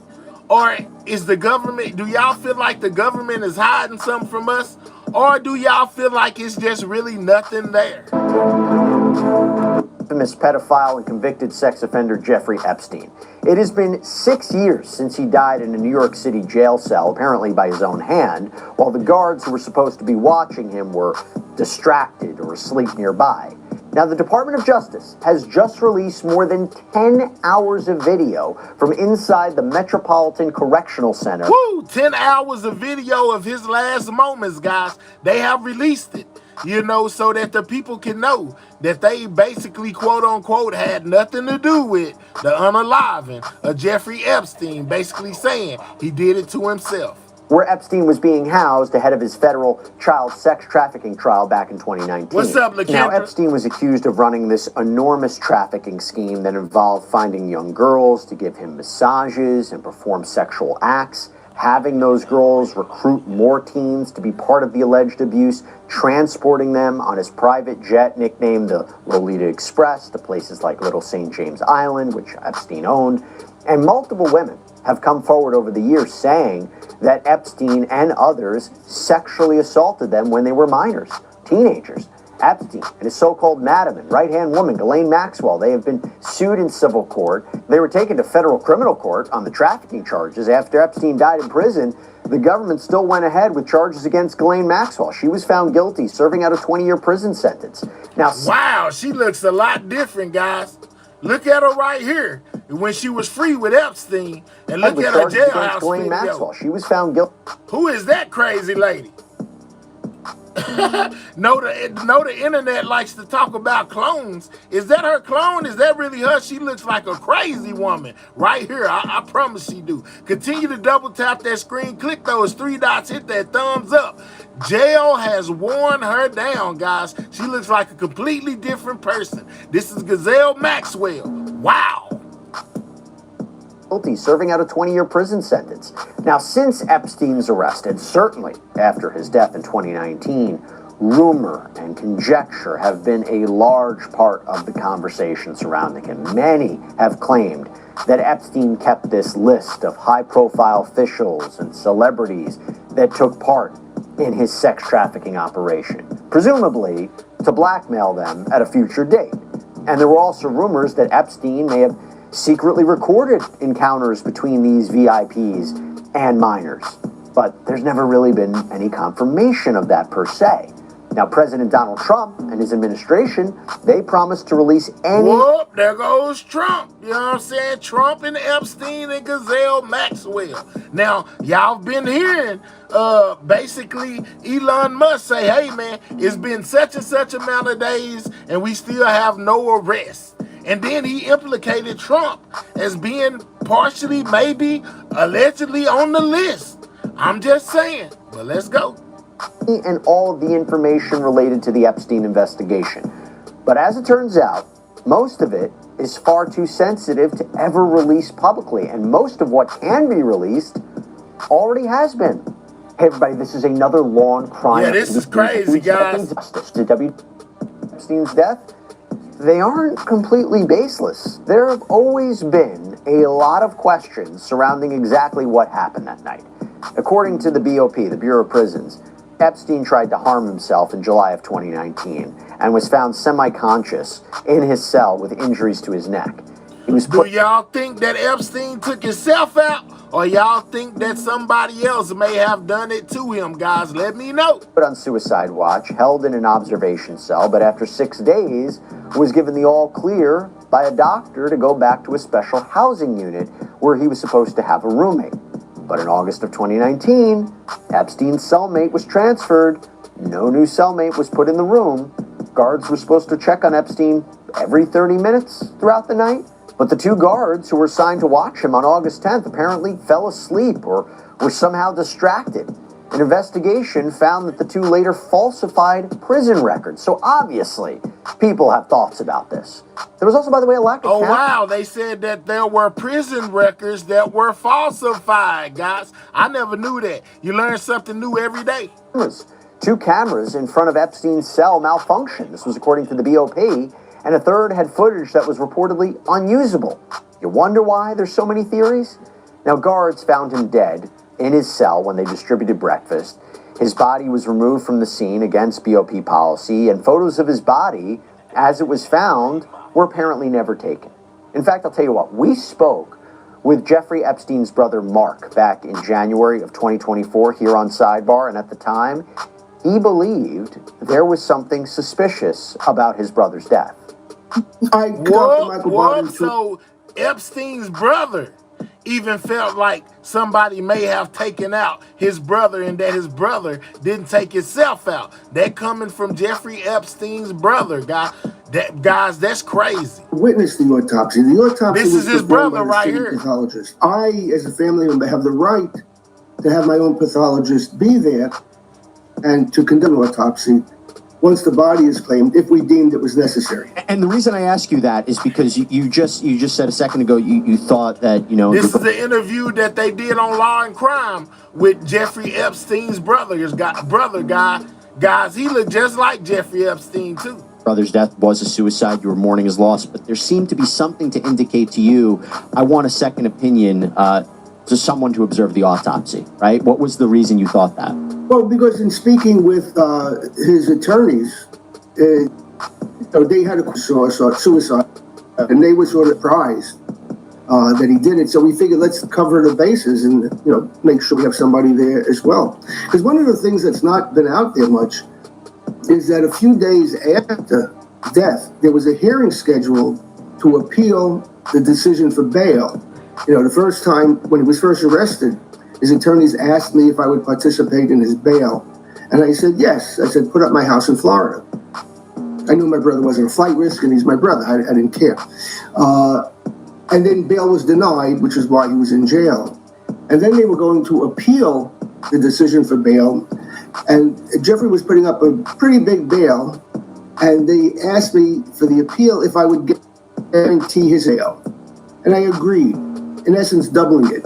So they was trying to get him bail, but they wouldn't let him out. And then all of a sudden, Jeffrey was gone, guys. It's crazy. So there was a chance he might have gotten bail.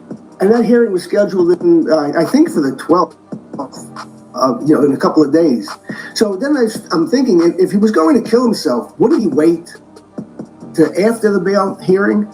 Because if he got bail, he'd be living in his house with an ankle monitor and armed guards and cameras, so he wouldn't disappear anywhere. Not that I thought he would try. And then if bail was denied again, then it would be a more compelling argument for him to kill himself if he wanted to. Yeah, if you know anyone that's trying to unalive themselves, make sure you get them some form of help. Reach out to a hotline, get you some form of counseling. There's never a reason for you to take yourself out, man. It's crazy, y'all. This is Jeffrey Epstein's brother, Mark, guys, and what he had to say about his brothers unaliving. Before the bail hearing makes no sense at all. So do you have a theory as to what happened here? Because, there's a lot of speculation, there's a lot of conspiracy theories, there's a lot of innuendo. Do you have a theory as to what happened here? Imagine being able to build anything just by... Yeah, let me mute this. I did it on the wrong channel. My bad, guys. We back. My theory is that this was a targeted assassination. But in recent months. Wow, his brother said he believes that his brother was basically taken out the game, guys. A targeted action. Not that he did it to himself, but somebody did it to him, and that's from his brother. FBI Director Kash Patel has testified that Jeffrey Epstein took his own life. Did Jeffrey Epstein hang himself, or did somebody kill him? Senator, I believe he hung himself in a cell. This is Kash Patel, head of the FBI, guys, and his remarks on what happened with Epstein. Metropolitan Detention Center. Are you going to release all the information about that? Senator, we are working through that right now with the Department of Justice. When do you think you'll have it done, Cash? I think in the near future, sir. Like before I die? Senator, we are... Let's go, Senator. The senator said, are y'all going to put it out immediately? You know what I'm saying? Don't wait. He said before I pass away. So it's a lot of people that's interested or that were interested in these files coming out, only for them to turn around and say basically they don't exist. Wow.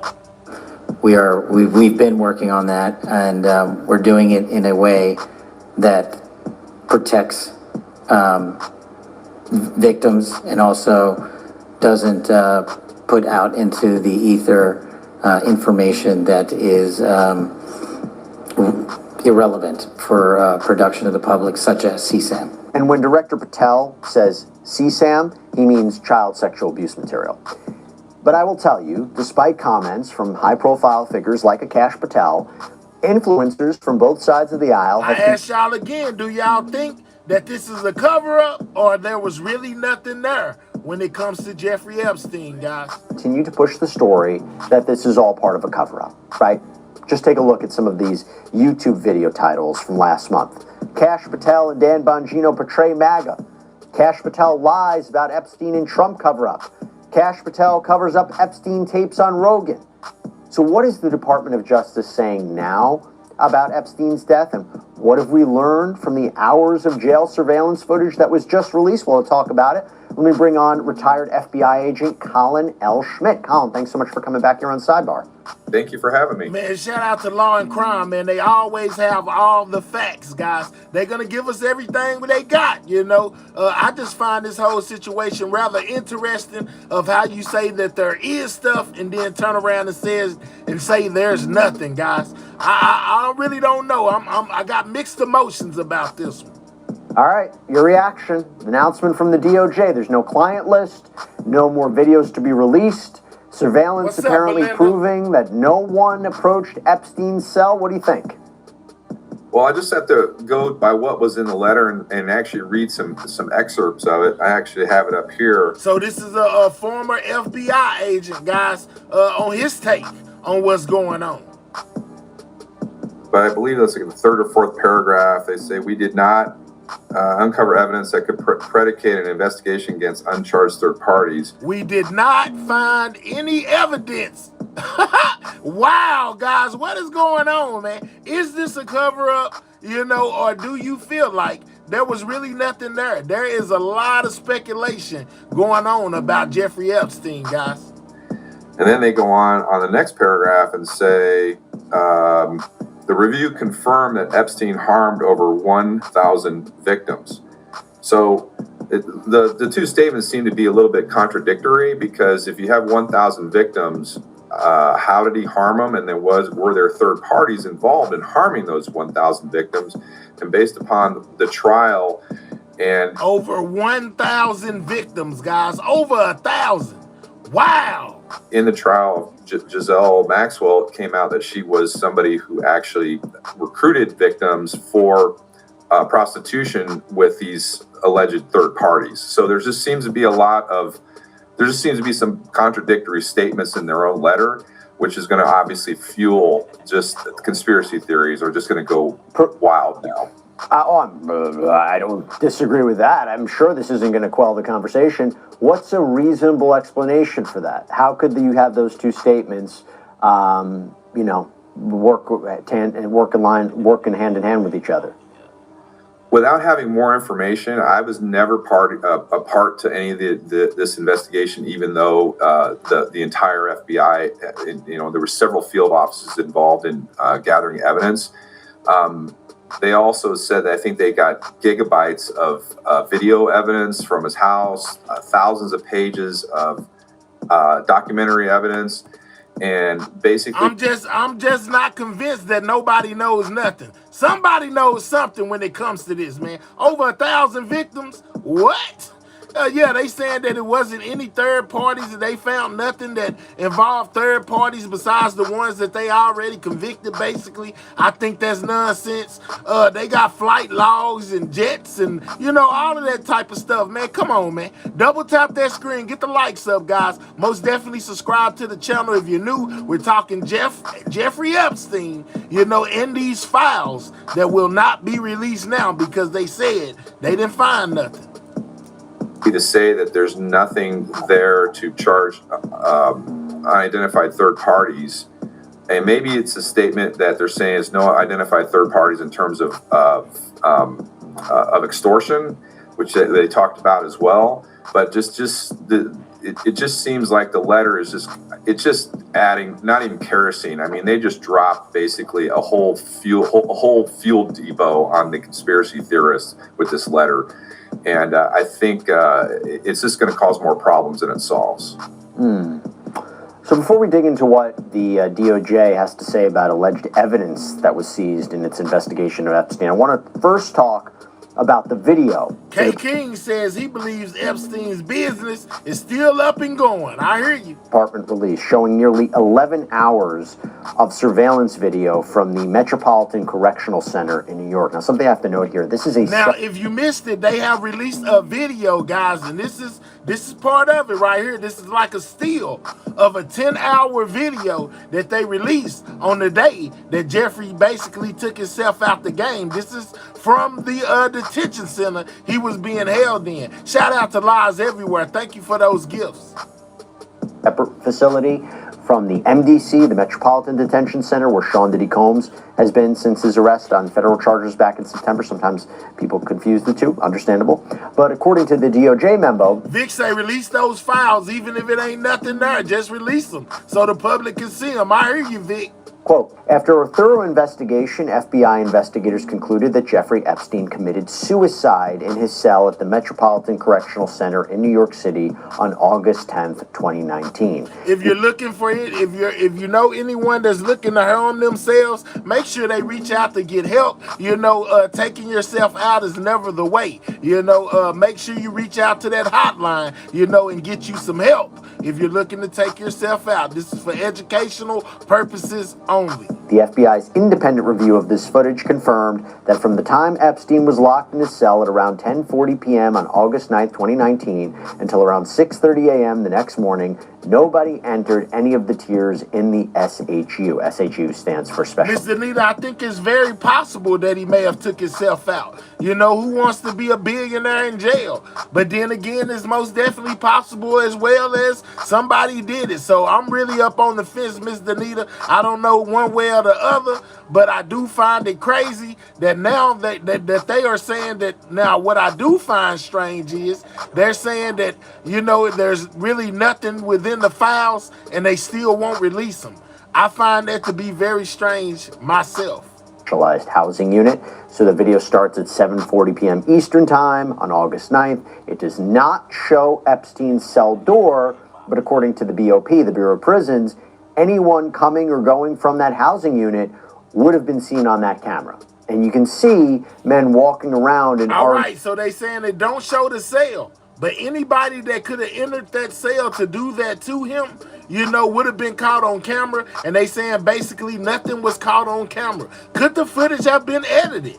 That's always a possibility in 2025, with the technology we got now. Could have been edited to where you don't see the person go in there, or come out of there, because it could have possibly been taken out. I'm not saying that it was taken out. I'm just saying it is a possibility. Have they had anyone, look over the footage, a professional look over that footage to make sure that it's not edited? You never know in 2025. What is your take? What do y'all think out there? Let me know. Jumpsuit. About this 10-hour video that was put out of Epstein's last moments. In what appears to be a guard desk. At around 7:50 p.m., you can see a prisoner, believed to be Epstein, walking into the frame with a guard behind him, then... So this would possibly be Epstein right here. Even though, see, and ain't it ironic that you can't see a head? You can't see his head. You can't see his face. It's basically covered up by this rail right here. But they're saying that this is possibly him being walked to his cell before his unaliving. Down a set of stairs right and there. Across the room. Colin. So according to... So right there, you can kind of see the top of his head. They saying that that's Epstein being walked to his cell. Officials, if any sort of assassin had walked through to get to Epstein's cell, it would have been captured on this camera. They're releasing the footage. Is there anything that we should be looking at more when it comes to Epstein's death from this video? It does help, quell some of the conspiracy theories, because now you're giving evidence that an independent person can review.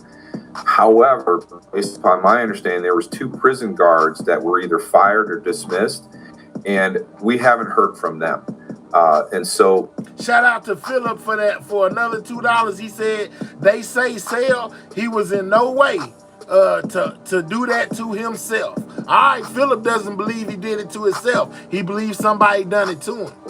that would be kind of the next logical step, is if you're going to reduce or release everything, okay, are we going to, is the public going to have an opportunity, or Congress have an opportunity to talk to these two prison guards to find out what really happened? All right, so it seems like what he's saying is the two prison guards that maybe the ones that we just seen walking him to his cell were fired after his unaliving, and that basically the senators, you know, should get a chance to be able to question these guards and find out exactly what it is that they know and exactly why they were fired. Shout out to Belinda for that gift. I appreciate it. I think he did commit suicide based upon all the evidence that's available. However, the point of, are they going to be able to reduce all the conspiracy theories, and frankly, the energy in Congress to ask for more information?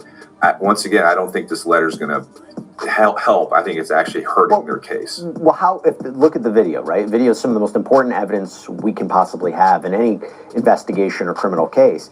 Aside from, you could say, hey, listen, you have guards who were negligent, didn't do what they were supposed to do, right? You can make that argument. But the idea, if the video were to show something else, unless someone's making the accusation that the video was doctored and there's no evidence to support that whatsoever, to have the government release this, to have the government, an administration who has been keen on saying we're going to, you know, let everybody know what's happening with the Epstein files, to release this video is significant. And I think that's being used to stop the conversation, at least when it comes to Epstein's death. But at the same point, I'm sure people will digest this video, analyze this video, talk about if it was doctored or not. I'm sure that doesn't end. But, you know, from an evidential... Bam! Just brought up the point of view I just brought up with the being doctored or edited. You know, could certain things being taken out. And to this guy's credit, he said the same thing. He said, people got the video, it's out there,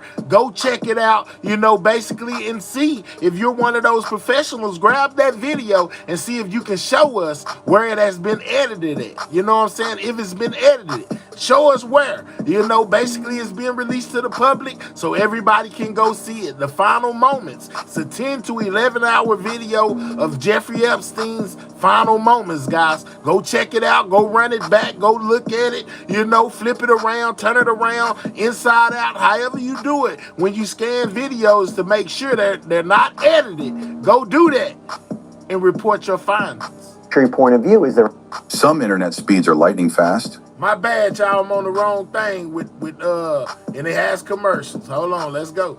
seeing? I don't think so. However, every hammer is going to find a nail, and people are going to look at that video and they're going to make their own conclusions. I would have liked to have seen them come out with a schematic and show where the video or where the cameras are located, as well as give a little bit more context to what we were seeing on that video. But once again, the public will never be satisfied because this case is still so salacious, and there's so many connections that it will never go away. All right, so 5280 says if you watch the video, it shows the editing menu in the top right corner of the video. All right, so allegedly, but go check it out and see if you find that editing window that 5280 say that he's seen in the top right hand corner of that same video.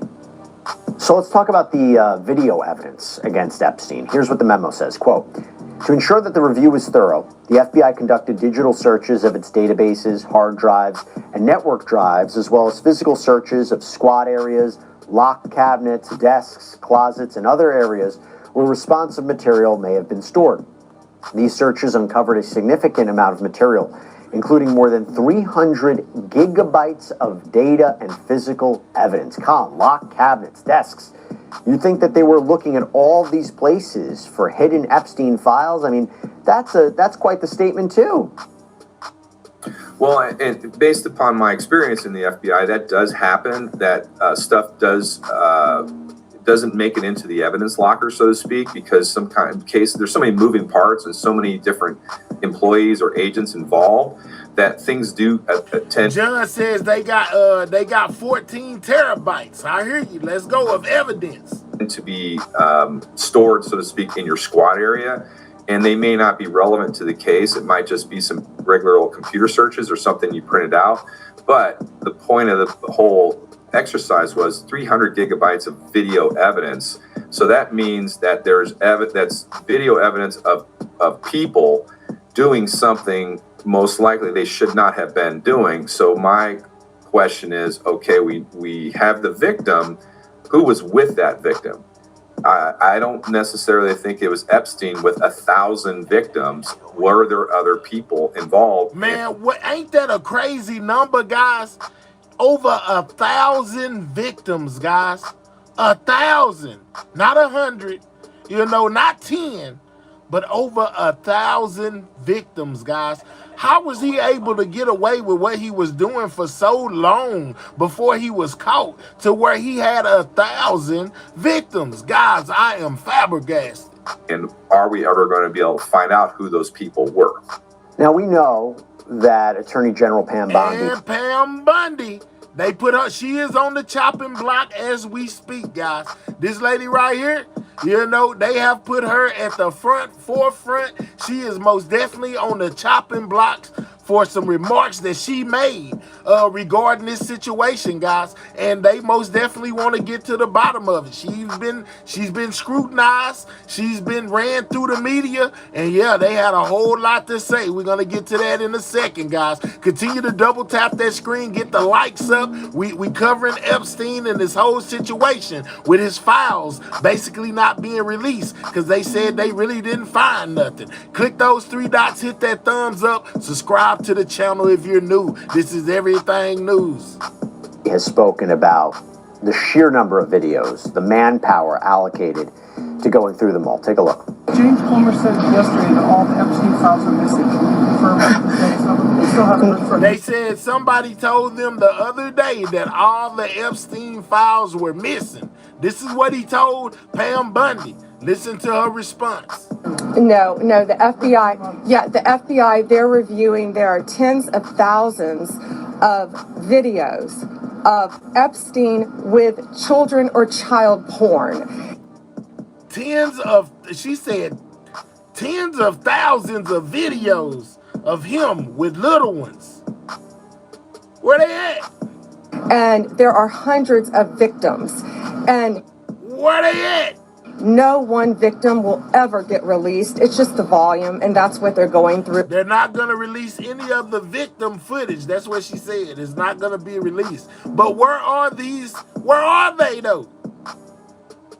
It's just crazy, y'all. Right now, the FBI is diligently going through that. I haven't seen that statement, but I'll call him later and find out. So according to the DOJ memo, though, the files related to Epstein include a large number of images of Epstein, images and videos of victims who are either minors or appear to be minors, and over 10,000 downloaded videos and images of illegal child sex abuse. Whoa, man, big words, man. Over tens of thousands of downloaded. Yeah, that's sick. Teams of agents, analysts, attorneys, and privacy and civil liberties experts comb through the digital and documentary evidence with the aim of providing as much information as possible to the public while simultaneously protecting victims. Much of the material is subject to court-ordered sealing. Only a fraction of this material would have been aired publicly had Epstein gone to trial, as the seal served only to protect victims and did not expose any additional third parties to allegations of illegal wrongdoing. Through this review, we found no basis to revisit the disclosure of those materials and will not permit the release of child pornography. Wow. So, Colin, look, on one hand, I get it, right? I get it. If the majority of what they have right now is material they can't release because it would jeopardize these alleged victims and it serves no purpose other to put them at risk, I get it, right? What is the value of it? Do you think that this is a situation where there was a lot of conversation going into this? It's maybe going back on their word, the department going back on their word, or they promised too much, they had assumptions, they had expectations, and when you look at the real, concrete, hard evidence going through it, there's not much more there, and they realize that through this, if we take them at their word, their thorough investigation. Audiobooks are no longer optional for authors. Man, I hate I put it on the wrong channel. My bad, guys. I think you hit on a great point is many times politicians will comment on something without having the context or all the facts, and then they end up having to walk back whatever they said. I think this might be one of those cases because of just the sheer volume of evidence that was seized by the FBI in this investigation. But it also comes back to the point of only two people allegedly, or two people were brought to justice for his crimes. And he was arrested the first time for being engaged in prostitution. Giselle Maxwell was involved in prostitution. So where are the third parties that were with these victims, and who are they? So the other thing I think they're concerned about is if they bring one or two people to justice, they're going to open up they're going to break the dam, and then there's going to be a public outcry that everybody must go. So the DOJ and the FBI is kind of caught in a very catch-22 because they're darned if they do and they're darned if they don't. So, well, let's talk about that. So when you say, I mean, you make a point, right? Ghislaine Maxwell was convicted of sex trafficking to who, right? But she looked horrible. When they say, and this is one of the biggest revelations from this memo, that there's no list of people allegedly involved in Epstein's crimes, right? Quote, this systematic review revealed no incriminating client list. There was also no credible evidence found that Epstein blackmailed No incriminating client list, guys. Do you feel like they just don't want to get certain people in trouble? And that's why they're not releasing them. Individuals as part of his actions. We did not uncover evidence that could predicate an investigation against uncharged third parties, which is what you mentioned before, Colin. But what has been released is a contact book, right, that was found in Epstein's home, contained hundreds of names, including those of celebrities, politicians. But you have to remember, Epstein was a very well-connected financier.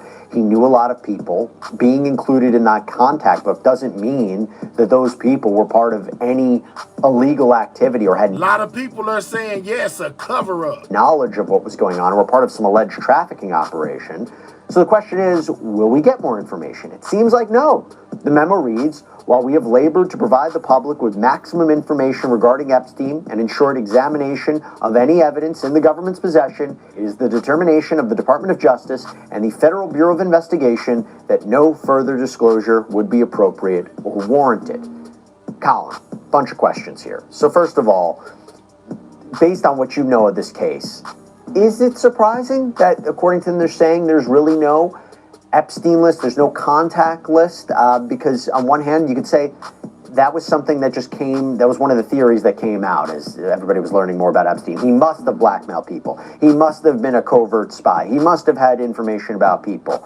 Or does it say to you, something's not sitting right, I'm not taking them at face value, and are they completely closing this? Are they saying we're no longer going to investigate? There's a difference to say we're not releasing any more information, but can they still look at something? And what would jumpstart an investigation again? So I threw a lot of questions at you. First, let's start. Do you buy that there's no client list? I do and I don't. There's a list, or you could compile a list because you have 1,000 victims. So that's the first step. What they're saying, there was no list that was used to extort other individuals. So taking that at face value, that's most likely correct. Now, the second part is this the end of this? I think not. I think Congress, especially the Republican members of Congress, are going to really raise hell over this. And So they're going to push. he's saying, hey, man, this ain't over. Congress got to have they say. They're going to push the issue. He believes that the Republicans are going to push the issue on what is really going on with this entire situation. I hope they do. For more investigation, and they're going to push the DOJ to release more. This is going to, and I think this is not the last chapter. I think this might have just turned this into the first chapter of a new book. So you think it's going to take that effort to continue an investigation? You don't believe that the FBI, they're putting out a statement here, but the FBI is really conducting an investigation behind the scenes that we just don't know about. They don't have to publicly announce an investigation. Yeah, and I don't know that. I don't even want to speculate on what the FBI is doing behind the scenes. I just want to, look at the evidence we have in front of us. I think that there's going to be a lot of pressure, though, on the FBI and the DOJ to be more forthright and bring out even more information, and on President Trump, because there was lots and lots of promises made, and frankly, he's been keeping his promises. And I think from both sides of the aisle, there's going to be a lot of pressure to know who's on those videos with those victims. Or could it just be it's Epstein and alleged victims, and that's it? There's no one else there. Yeah, and in defense of the FBI and the DOJ, they want to move on. There's plenty of crime out there. There's plenty of stuff going on: immigration, violent crime, white collar.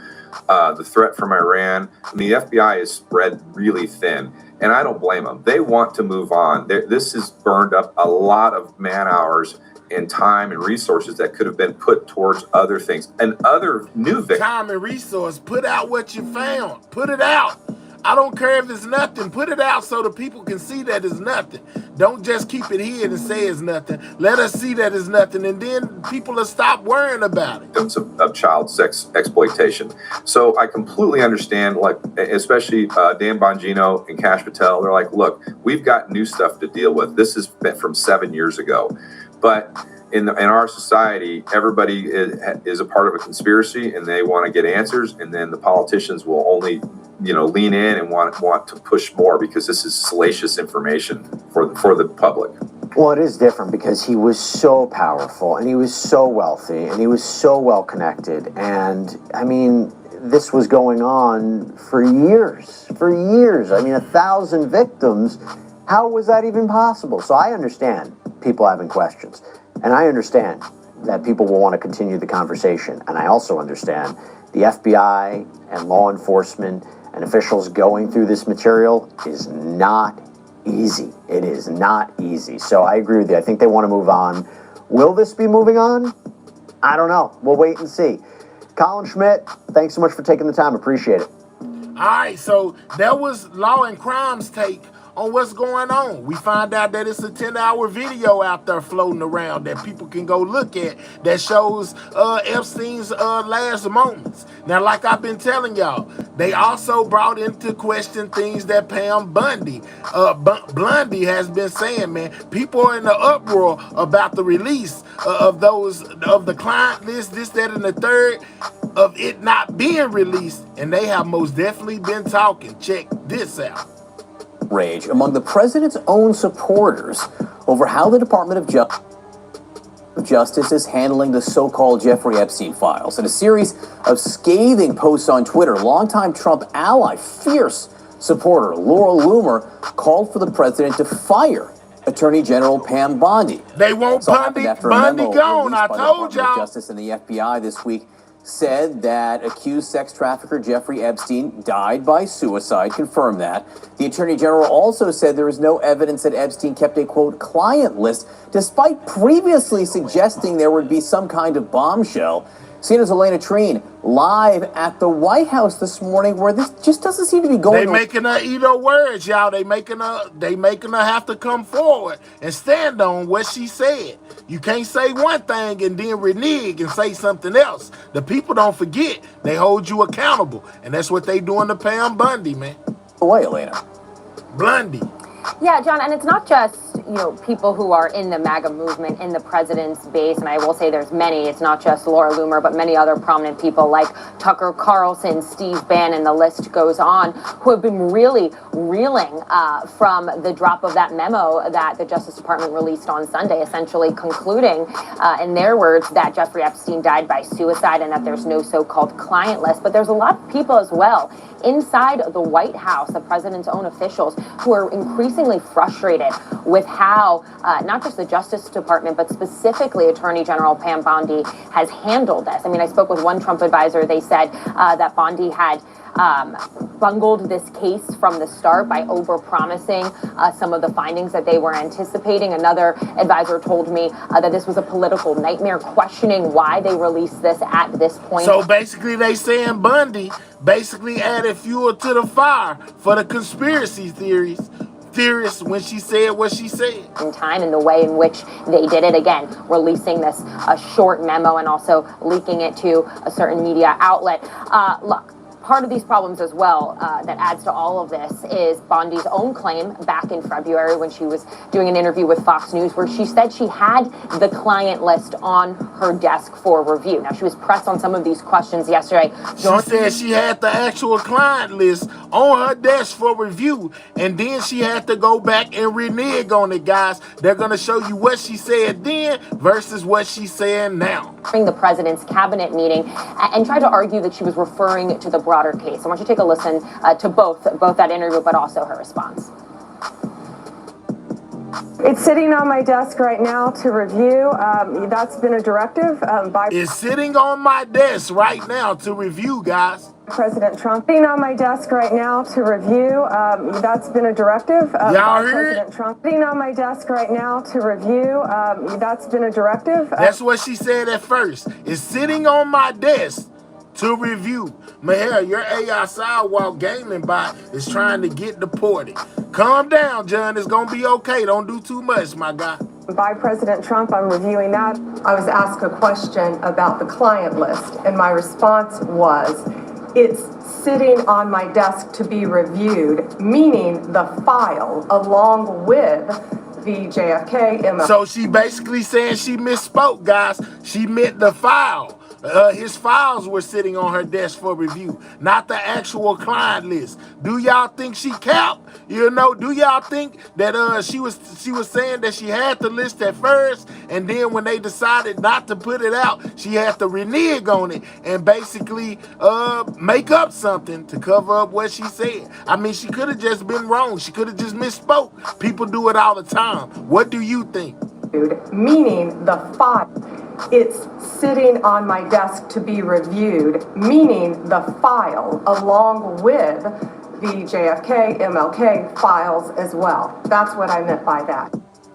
And she said what she said. Now, look, we talked to a lot of different people following Bondi's answer there yesterday in that cabinet room who said essentially they're not satisfied by that answer, particularly given so many people in the MAGA movement, so many of the president's supporters, and including even some people in his own administration. And they're saying that some people, within the MAGA movement basically are furious and upset at Bondi for what she said because it makes them look bad and they don't like it. Previously argued that there was so much more to this case, particularly wanting to unearth potential accomplices to Jeffrey Epstein, not totally satisfied by this. Now, the president, for his part, John, has argued that this is old news. He kind of dismissed some of the questions on this yesterday in that cabinet meeting as a desecration. And we are told that he's not acutely, annoyed with And basically, when they asked Trump about this, once it came out, Trump said, "Are we still talking about this guy?" Basically Trump was like, "Man, it's time to move on." Herself, he was briefed on some of these findings last week by Bondi and the FBI director Kash Patel, but still, a lot of people inside the White House not exactly happy with how this all played out. All right, Elena Treen at the White House this morning. Thank you. With us now, CNN political commentator, Republican strategist Michael Singleton, and Christine Quinn, the executive committee chair of the New York State Democratic Committee. And just to review some of the people calling for Bondi's head here, again, it's Laura Loomer, fierce supporter of the president, putting out these tweets. She needs to be fired. She has tainted the investigation. Wow. Elon Musk, one-time friend of the president, saying, how can people be expected to have faith in Trump if he won't release the Epstein files? And then Megyn Kelly in Politico pointed this out this morning. Now listen, this is what Elon Musk had to say. If he won't release the this is Elon Musk. Y'all know he been on Trump top here lately, and basically said it's been such and such amount of days and nobody has been arrested, and basically accused the president of being on that list, and that basically being the reason why it hasn't came out. Him and Elon Musk, Trump and Elon Musk are in a heated feud right now, guys, and they are throwing all kind of shots at each other. Epstein files. And then Megyn Kelly in Politico pointed this out this morning, said of Pam Bondi, her days are numbered as a member of the Trump administration. They ready to get Bondi up out of here. It's a lot, and it's not getting quieter, it's getting louder. It's not getting quieter, and she made a statement that many believed was accurate, which was that she was going to attempt to prosecute the individuals, whether it's Republican men, Democratic men, who were engaged with Jeffrey Epstein and doing some pretty atrocious and disgusting things against young girls and young women. I mean, what type of society doesn't rally around protecting young girls and women? I've been involved with groups in the past wanting to bring and shine a spotlight on these types of issues, and my hope would be the top cop in the nation would take this very seriously, and she really isn't. And a lot of Republicans are scratching their head questioning why. I think this is a bipartisan issue. I think Americans want these powerful men, whoever they are, to be brought to justice. And the president was asked about this in this cabinet meeting yesterday. Let's listen to how he responded. This is what Trump said. And are people still talking about this guy, this creep?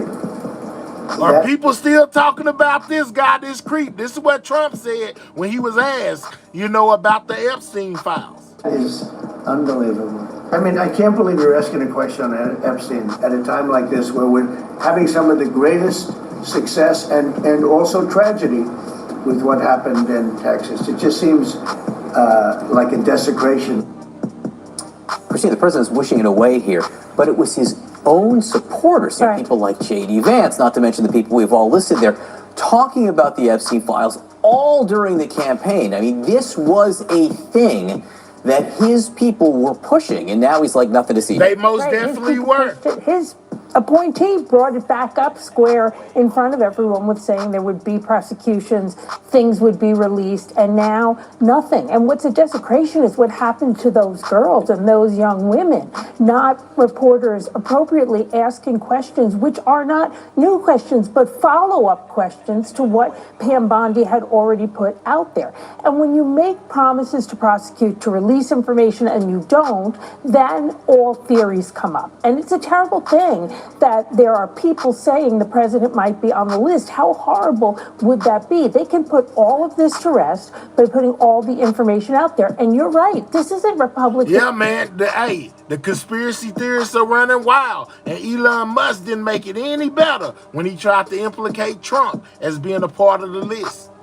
Or Democrat. This is a matter of justice, and that is what Pam Bondi should be focused on. That's why people are upset about with Pam Bondi. I mean, these conservatives, Megyn Kelly, I mean, even Tucker Carlson talking about this. Charlie Kirk had a post on X, and he said, even if Republicans were on the list, would you be okay with them being brought to justice? And overwhelmingly, the responses were yes, because people want to protect the innocence of young girls and young women, and we should all be about that. And again, it was people within this administration promising it would be released. We'll see where this goes next. This is supposed to be about the most transparent administration ever. What on earth is going on? I told y'all a lot of people got a lot of things to say. Deep state FBI career officials. Is she stupid? Is she so click thirsty that she got out over her skis trying to make news, being a Fox News star? Pam Bondi, all of it. All those videos are saying, yeah, she's seen the videos, it's all coming out, and then now it doesn't exist. I mean, what? People are upset, guys. Alex Jones broadcasting from his car. Okay, so how much of a political risk is President Trump taking by dismissing the priorities of portions of the base? CNN's Aaron Blake writes, everyone has their limits. Trump's giving them reasons to be suspect about his and top administration officials' intentions. And there's been at least some evidence of a brewing backlash. Group chat is back. I have to be honest, I remember the backlash, many minutes ago over the strikes on Iran. And it feels like that's a way more significant and important issue than that. And everybody rolled. Yeah, I mean, look, I think two things. I think we've seen President Trump, this term and last term, be like a rain jacket. Some of these things just roll off of him. But here's the reality. I think we've all been afraid to say this. President Donald Trump is a lame duck president. And so some of these things we're talking about politically will not hurt him because he is a lame duck president. But I'm concerned about what's going to happen in 2026 with the Congress, with Senate. So I think some of these things are going to be hard for the Republican Party. This is crazy, guys. Talk about then this President Was Trump. there really nothing there? Or was this just a cover-up, guys? Let's move on to the next one. This is what MSNBC had to say about all this. And they say, I'm about to go throw up. MAGA turns on Trump over Epstein, guys. A lot of people are upset. From New York, I'm Chris Hayes. Donald Trump's administration. Good evening from New York. I'm Chris Hayes. Donald Trump's administration is facing a full rebellion from the MAGA faithful, the most diehard, the people that spend all day online talking about Donald Trump. Some of the president's most strident supporters are furious at his Department of Justice after concluded there would be no further disclosures of Jeffrey Epstein-related documents, and that, basically, everyone should just drop it and move on. This comes after his Attorney General, Pam Bondi, basically spent months typing some sort of big reveal from the Department of Justice. Epstein, of course, the disgraced New York financier who died in federal custody back in 2019 while facing child sex trafficking charges related to what prosecutors says was a years-long scheme to abuse young women. A new memo from the DOJ reiterates the department's position that Epstein was not murdered, noting, quote, after a thorough investigation, FBI investigators concluded that Jeffrey Epstein's cell. They even released nearly 11 hours of security camera footage from outside. There they go again, 11 hours of security camera footage. So it's most definitely out there, guys. Epstein's cell that night of his death. Although that will likely do little to quell the ongoing conspiracies, especially considering the video is missing an entire minute. What? The DOJ attributes that. Hold on. Did y'all hear that? Remember I was telling y'all about editing earlier? He said that this video is missing an entire minute, which means somewhere it has been tampered with, guys. His words, not mine. The video is missing an entire minute. The DOJ attributes that to the video is missing an entire minute.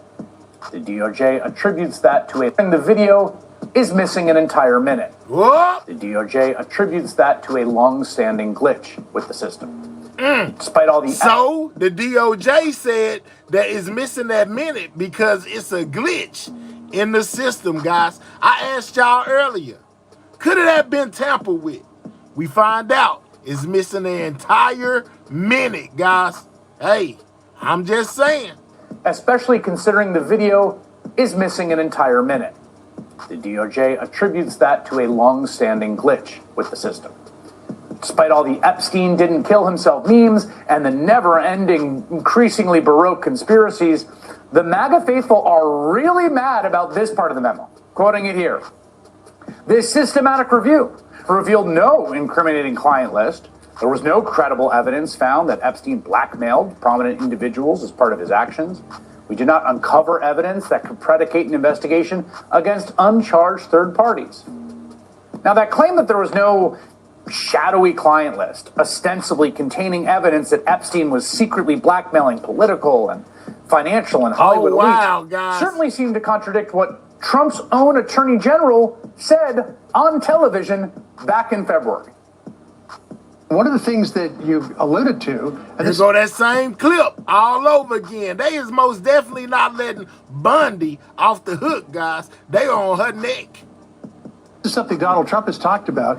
The DOJ may be releasing the list of Jeffrey Epstein's clients. Will that really happen? It's sitting on my desk right now to review. That's been a directive by President Trump. I'm reviewing that.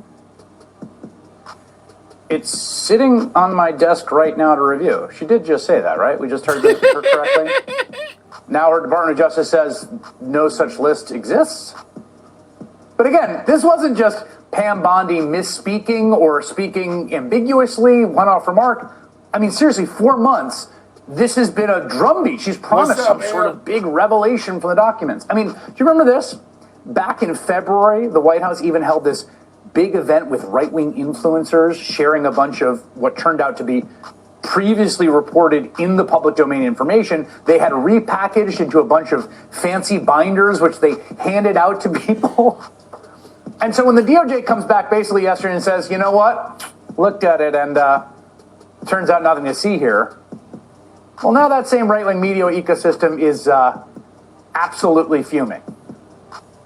The whole thing that this tape shows he didn't kill himself is like a joke.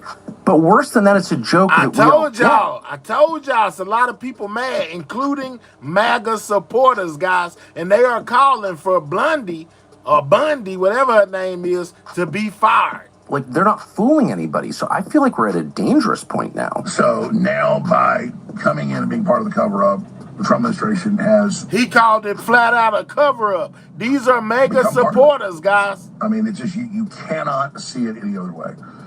So I just got to the office, so I'm going to go throw up, actually. And this only happens every few years when something really, really bad happens or something. I mean, I'm physically going to puke probably right now. My mouth is watering. Man, what's going on with the side of your head? You got a big old knot over there. What is you AI or something? What's going on with the side of his head, guys? Why it look like that? Y'all see that? He got a big something on the side of his head. Wow. I know. Because I have integrity. And, I just really need the Trump administration to save this country. They're doing so much good.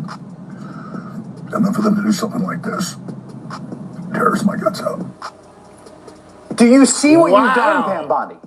You have made Alex Jones cry and possibly puke, which he only does a few times a year because of how much integrity he has. In hindsight, though, I don't think that those people should be very surprised. As we have said before, repeatedly, this has been a consistent theme of our reporting here on this program. If you were a single-issue voter in 2024 and hating Jeffrey Epstein and people associated with him was your only issue, Donald Trump should not have been the candidate for you.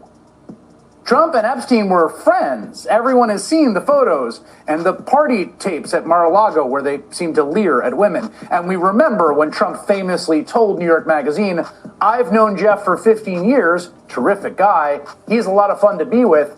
It is... Wow, guys. Hey, man, they ain't pulling out no stops.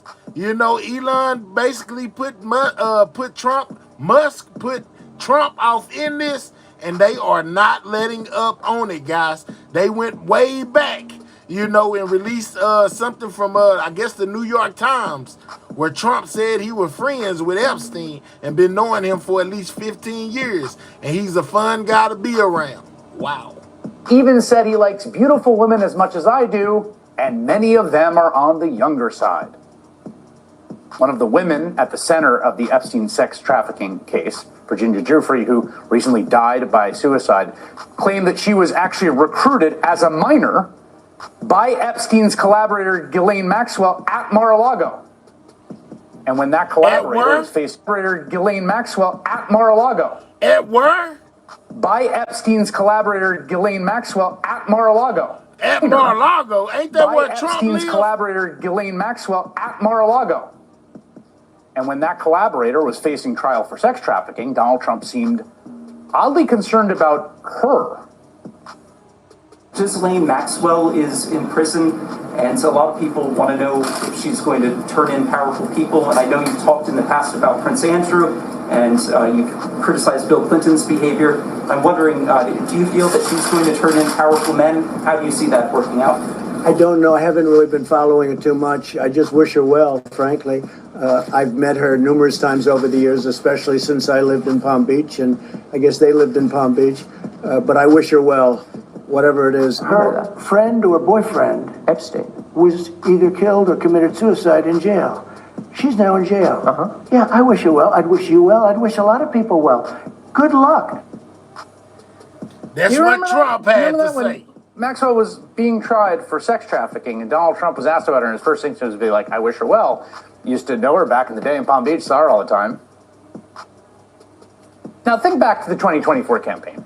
Y'all think Trump name really out in there, man? This is crazy, man. I'm asking if you think. I'm not telling you none of that. I'm just saying, like, man, this is a wild situation to even have himself caught up in, to where he would even have to answer questions about things like this. This is a wild situation, guys. Wow. Do you ever remember Donald Trump talking about Jeffrey Epstein? I mean, all the crazy nonsense he said about all kinds of insane internet sewer gutter stuff. I mean, and then there's the JFK stuff and the Hannibal Lecter riffs you would do. He conveniently never brought this case up. And then when he was asked about it, Trump gave this truly remarkable answer. Americans have lost a lot of trust in institutions, and I think there's been a lot of discussion, especially online and especially with young people. How do we rebuild that trust in institutions? The CIA, the FBI, all those institutions. You're right. Some people think that one way to build trust is to declassify things that everyone's talking about. I know you talked earlier about, I don't want to be a conspiracy theorist. So if you were president, would you declassify, you can answer yes or no to these. Would you declassify the 9/11 files? Yeah. Would you declassify JFK files? Yeah. Would you? I did a lot of it. Would you declassify the Epstein files? Yeah, I would. All right. I guess I would. I think that less so because, you don't know. You don't want to affect people's lives if it's phony stuff in there, because there's a lot of phony stuff with that whole world. But I think I would, or at least... Do you think that would restore trust? Help restore trust? Yeah, I don't know about Epstein so much as I do the others. Certainly about the way he died. It would be interesting to find out what happened there, because that was a weird situation, and the cameras didn't happen to be working, et cetera, et cetera. A weird situation, and the cameras didn't seem to be working. Well, we got 11 hours of footage. They was most definitely working, but there's a crucial minute that's missing within there that y'all are saying is a glitch, and people are saying it was taken out. Let's talk about it. Epstein, I don't know so much.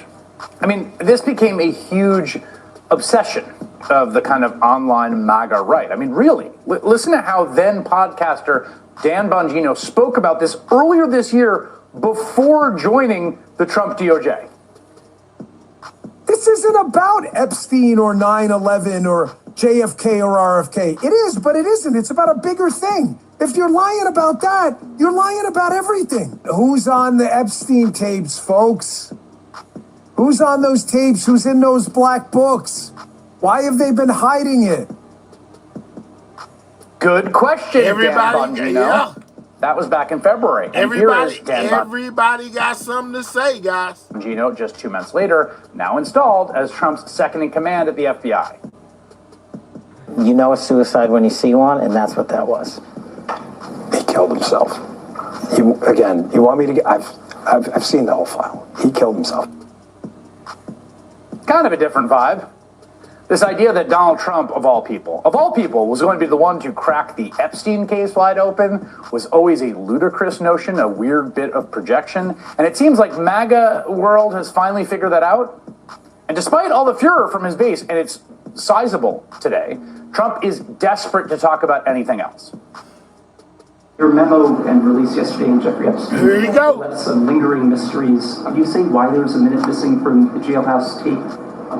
Yeah, sure. If Could I just interrupt for 1 second? They actually asked Trump about the tapes, and I heard him just say, "Could you tell us why there is a minute missing?" So we got to find out that they actually asked Bondi, or whatever her name is, and Trump about that missing minute, and then that's when Trump said, "We still worried about this guy," and kind of deflected from the whole situation. Are you still talking about Jeffrey Epstein? This guy's been talked about for years. You're asking, we have Texas, we have this, we have all of the things. And are people still talking about this guy, this creep? That is unbelievable. Do you want to waste the time and do you feel like answering? I don't mind answering. I mean, I can't believe you're asking a question on Epstein at a time like this where we're having some of the greatest success and also tragedy with what happened in Texas. It just seems like a desecration. I'm just saying, guys. So that was a little bit more insight into the Trump Epstein situation, and basically them saying, "Hey, we're not releasing anything." But Bondi is still not off the hook, guys. They are furious with her. She is being dragged. Check this out. Taking MSNBC political analyst. Us now, staff writer with The Atlantic and MSNBC political analyst Ashley Parker. New York Times Justice Department reporter Glenn Thrush and former chief strategist for the Bush-Cheney 2004 presidential campaign, and MSNBC senior political contributor Matthew Dowd joins us. Glenn, this is what happens when you nurse a conspiracy theory and you then get into a position where you are responsible for quelling things that aren't true, for trying to suppress conspiracy theories. What happens now? Well, the dog didn't just catch the car, the dog is now driving the car. And I think you have a situation here in which the energy of the Epstein conspiracy, it's a really weird cause celeb for Trump and his supporters to be rallying around. First of all, there's a gajillion pictures, and that's, by the way, a real statistic, of Trump hanging out with Jeffrey Epstein, dancing with Jeffrey Epstein, all kinds of indications that they had some sort of a friendship. So that this became kind of a core belief, kind of baked into the MAGA movement, is weird enough to begin with. But it forms a really important emotional and kind of cultural core to the whole thing, because it encapsulates a bunch of stray strands in American life that Trump himself has woven together. Distrust of authority, belief that there is a cabal that is running things secretly, and just a general sense that you have to have an outsider come in and smash up corrupt, It's the government hiding something when it comes to this Epstein thing, guys. Man, how did Trump get himself intertwined in all of this, man? Look at Trump out there. It's not unusual to be loved by anyone. He out there having the time of his life, not knowing that all these years later, this would come back to hunt him, guys. Telling you the truth. So the fact that the hangers-on to the Trump movement, and Kash Patel and Dan Bongino at the FBI, are the least qualified people to ever hold their positions. They got them by essentially touting Trump's line. The fact that they now have... Y'all know when y'all seen them clip that rug, I started singing that song. Y'all know that seemed like what he was dancing to. It's not unusual to be loved by anyone. Yeah, they was out there cutting the rug. To have to figure out a way to put this genie back in the bottle is rich, to say the very least. How does Donald Trump escape this? I mean, as Glenn was pointing out, Ashley, and we were showing the video on the screen, we can show it again. Donald Trump has associations with Jeffrey Epstein. We have him on video, chumming it up with him, laughing. He was at Mar-a-Lago. There you go. They have a relationship. And so when Donald Trump comes back into office and his administration officials claim that they have access now or will have access to the client list. They'll have access to all the evidence. Let's go, Then Trump. when they turn around and say, no, the evidence doesn't actually exist, how does Donald Trump escape the allegation that his people are now covering up? It's not unusual to be loved by anyone. First of all, as Glenn said... Tell me y'all don't hear that. Watch this. It's not, hold on. It's not unusual to be loved by anyone. It look like he dead. It's not unusual. They're having a great time. Always made this particular conspiracy theory a bit odd to begin with, because it would seem to whatever list they thought existed, it would seem to implicate the president and the leader of their movement in addition to anyone else. So, and I think you saw the president quite clearly yesterday coming in back. the It's not cabinet meeting unusual. wanting He to was move cutting on the from rug. this. Now, that's not necessarily because he's worried he will be implicated, but because I think of sort of the adage, you campaign in poetry and govern in prose. It turns out you can campaign in conspiracy theory, but you do have to govern in something approaching reality. And that seems to be broader than any implication. He said, imagine finding a predator funny. We weren't laughing at nothing that they did or allegedly done. We were laughing because I started singing the song when he was dancing. Get your politically correct self right up out of my chat with that nonsense like we were laughing about what they done. No, we were laughing because I started singing that song and it looked like he was dancing to it. Shut your... I almost said something. We just you just need to watch yourself over here for you be the first deportation of the night. Get the rockets ready. To be the tension they are running up against right now. Yeah, let me just to stay on this for a second. Let me play Pam Bondi talking to Fox News, and one of the reasons why this is still so fertile. Here she is talking to Fox News at the beginning of the administration, and telling Fox that she had all the files on her desk. And this is something Donald Trump has talked about. The DOJ may be releasing the list of Jeffrey Epstein. They not gonna let this go, Bondi. You got a lot of explaining to do. They gonna get you up out of here. Mega is gonna get rid of you behind this right here. MAGA. Clients? Will that really happen? It's sitting on my desk right now to review. That's been a directive by President You messed up when you said this. And she went on from there. She detailed all the stuff that she has on her desk. And then, comes out right after that and says, Matthew, that doesn't, or she hands all this information to MAGA supporters. It's redacted, and they're so excited to get it. They're putting it on video. They're saying, we have the access to this information. And they open it up, and there's nothing there. It's redacted. There's nothing there. So again, how does this not boomerang around to Donald Trump when you see images of him with Jeffrey Epstein? How does the conspiracy theory just say they're protecting Democrats and not protecting Donald Trump when they're the ones in the administration now? Well, I'd first like to say on this is we're trying to bring a rationality to a very emotional, psychic thing. That is some mental gymnastics that I think Simone Biles would be jealous of. If you think about how all this began, which was this idea that their idea that Bill Clinton somehow was totally implicated. There's the hate for Bill Clinton has gone on. Oh, wow. Yeah, they said Bill was in it allegedly. Decades, and it still exists for decades President against Clinton. Hillary and Bill. This was sort of all part of that, like, Jeffrey Epstein and Bill Clinton, he went to the island or he did whatever, and they couldn't let it go, even if they saw Donald Trump in the peripheral mirror. I do remember them saying that, and they were also saying, what was his wife's name? What was her name? Hillary. They most definitely tried to put Hillary and Bill in all this situation with Jeffrey Epstein as well.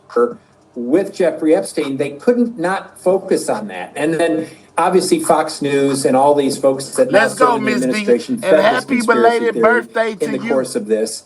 And as many things in the MAGA movement are, they're not based in any sort of logic or reason. They're based in sort of a gut reaction. I feel this, I know this, therefore it must be true. And so now they're confronted with the reality of their own people who spread this are now saying, well, basically it's not true and we don't have a list. And so their only default position is not to say, okay, I agree with them, I trust these people. Their default position is, These people have been captured by the deep state just like everyone else. Okay, That's their default position because they can't handle the reality of the conspiracy thing not being true. And back to is this whole Epstein thing a conspiracy, guys, or is there something bigger going on? I mean, there is a whole minute missing from his final hours of life that just disappeared due to a camera glitch. And then we heard Trump say the video, before that he said that the video footage thing, the video cameras weren't working. But then we got an 11-hour video and there's a minute missing. Where did the minute go? They said it's a glitch. Could it have been edited out? Just a question. what we started with, which is that they're now looking for a head, and that head seems to be Pam Bondi. We played Pam Bondi just a moment ago talking to Fox News. Here's Megyn Kelly reacting to that statement and the handing out of the binders full of Epstein non-information. What kind of an attorney general would pretend she's giving new information they on to some of the Bondi president's top, I told most y'all. loyal advocates in the press? So she's either lazy and incompetent, or she willingly humiliated some of the president's most loyal supporters. Neither one of those is good, and that's why I'm sorry, but I'm going to predict her days are numbered. Glenn, are you getting any information from within the administration that her days are, in fact, numbered? Look, I don't know if her days are numbered, but she's had a bunch of shaky performances, right? I think the whole fiasco. Miss D, you already know. You already know. Come on now. Roosevelt room where she's handing out the binders. First and foremost, the first rule of politics in Washington, D.C. is the principal always has to be insulated from doing things. Pam Bondi actually physically handed out these nothing burger binders to these MAGA influencers. I mean, it's comical. She doesn't have the sense of Washington self-protection. She does have connections to Washington. She's been on the national political scene for a while, but she is not as well versed in how to handle herself here. I think a good comparison, they're not a conventional duo, and they don't do things in a way that in any way comports with what their predecessors have done. But Kash Patel and Dan Bongino understand the social media ecosphere as well as anybody, and they have profited, like literally profited from it. And they have handled themselves in a cannier, more self-protective way. Bondi is a little bit of a deer in the headlights nationally with less experience. She traffics more in her connections inside the West Wing. She's got a good relationship with Trump. She has a good relationship with Susie Wiles, the chief of staff. And in general, she has been so loyal. Y'all think they gonna get rid of Bondi? I really don't think she going nowhere. But the media is most definitely on her top. You hear me? They is not letting her breathe. She's gonna have to eat those words that she said when she said that list was sitting on her desk. She came back and cleared it up and said she meant the files. But according to the conspiracy theories and a lot of people that support Trump, she messed up big time. So willing to put herself she messed up big out time there on stuff that, frankly, is no one else really wants to do. I will give you an example. She took it upon herself, in addition to taking on this task, to going after Abrego Garcia, and actually at one point suggested that his wife and children would be better off with him overseas. So she is somebody who is very much audience of one centered. So the question is, how long can she last?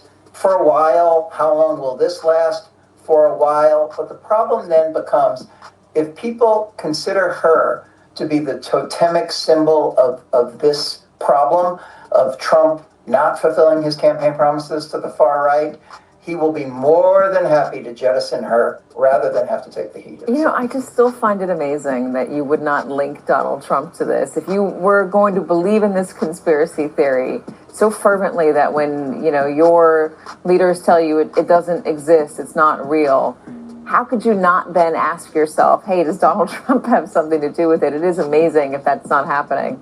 Ashley, in terms of what this administration would do to maybe try to change the subject, to distract from it. There was an announcement that, or news that there were 2 investigations going on. One DOJ investigation against James Comey, and the other one against the former CIA director John Brennan. Excuse me. Is this an attempt?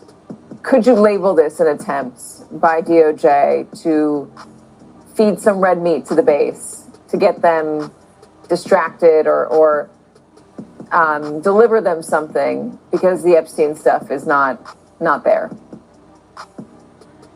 Sure, you could label it that way. I very briefly just want to use this segment to tick through all of the Washington adages, which another one is under promise and over deliver. And obviously with Bondi, we saw the exact opposite. And those binders, again, were just sort of like the physical totem of that under delivery.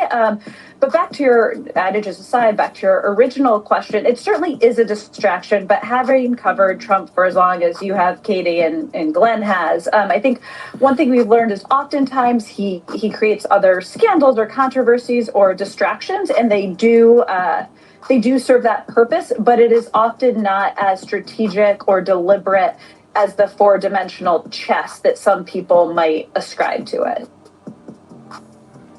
All right. So that was hey, how they on Bondi top, right? And no discussion is a good discussion, without hearing the great debate on the question that I've been asking y'all the whole time. Do y'all think that this was really a cover-up, or was there really nothing there when it comes to this whole Jeffrey Epstein thing? And people are upset about the vanishing of this list. And my guy Piers Morgan most definitely had some things and some people on his show that most definitely talked about this whole situation. Let's get to it. Not to mention, they are running Bondi through the ringer. To sue Elon Musk. I ain't doing this. Not this time. Nope, not this time. Hold on, y'all. I ain't doing that. Let me switch over.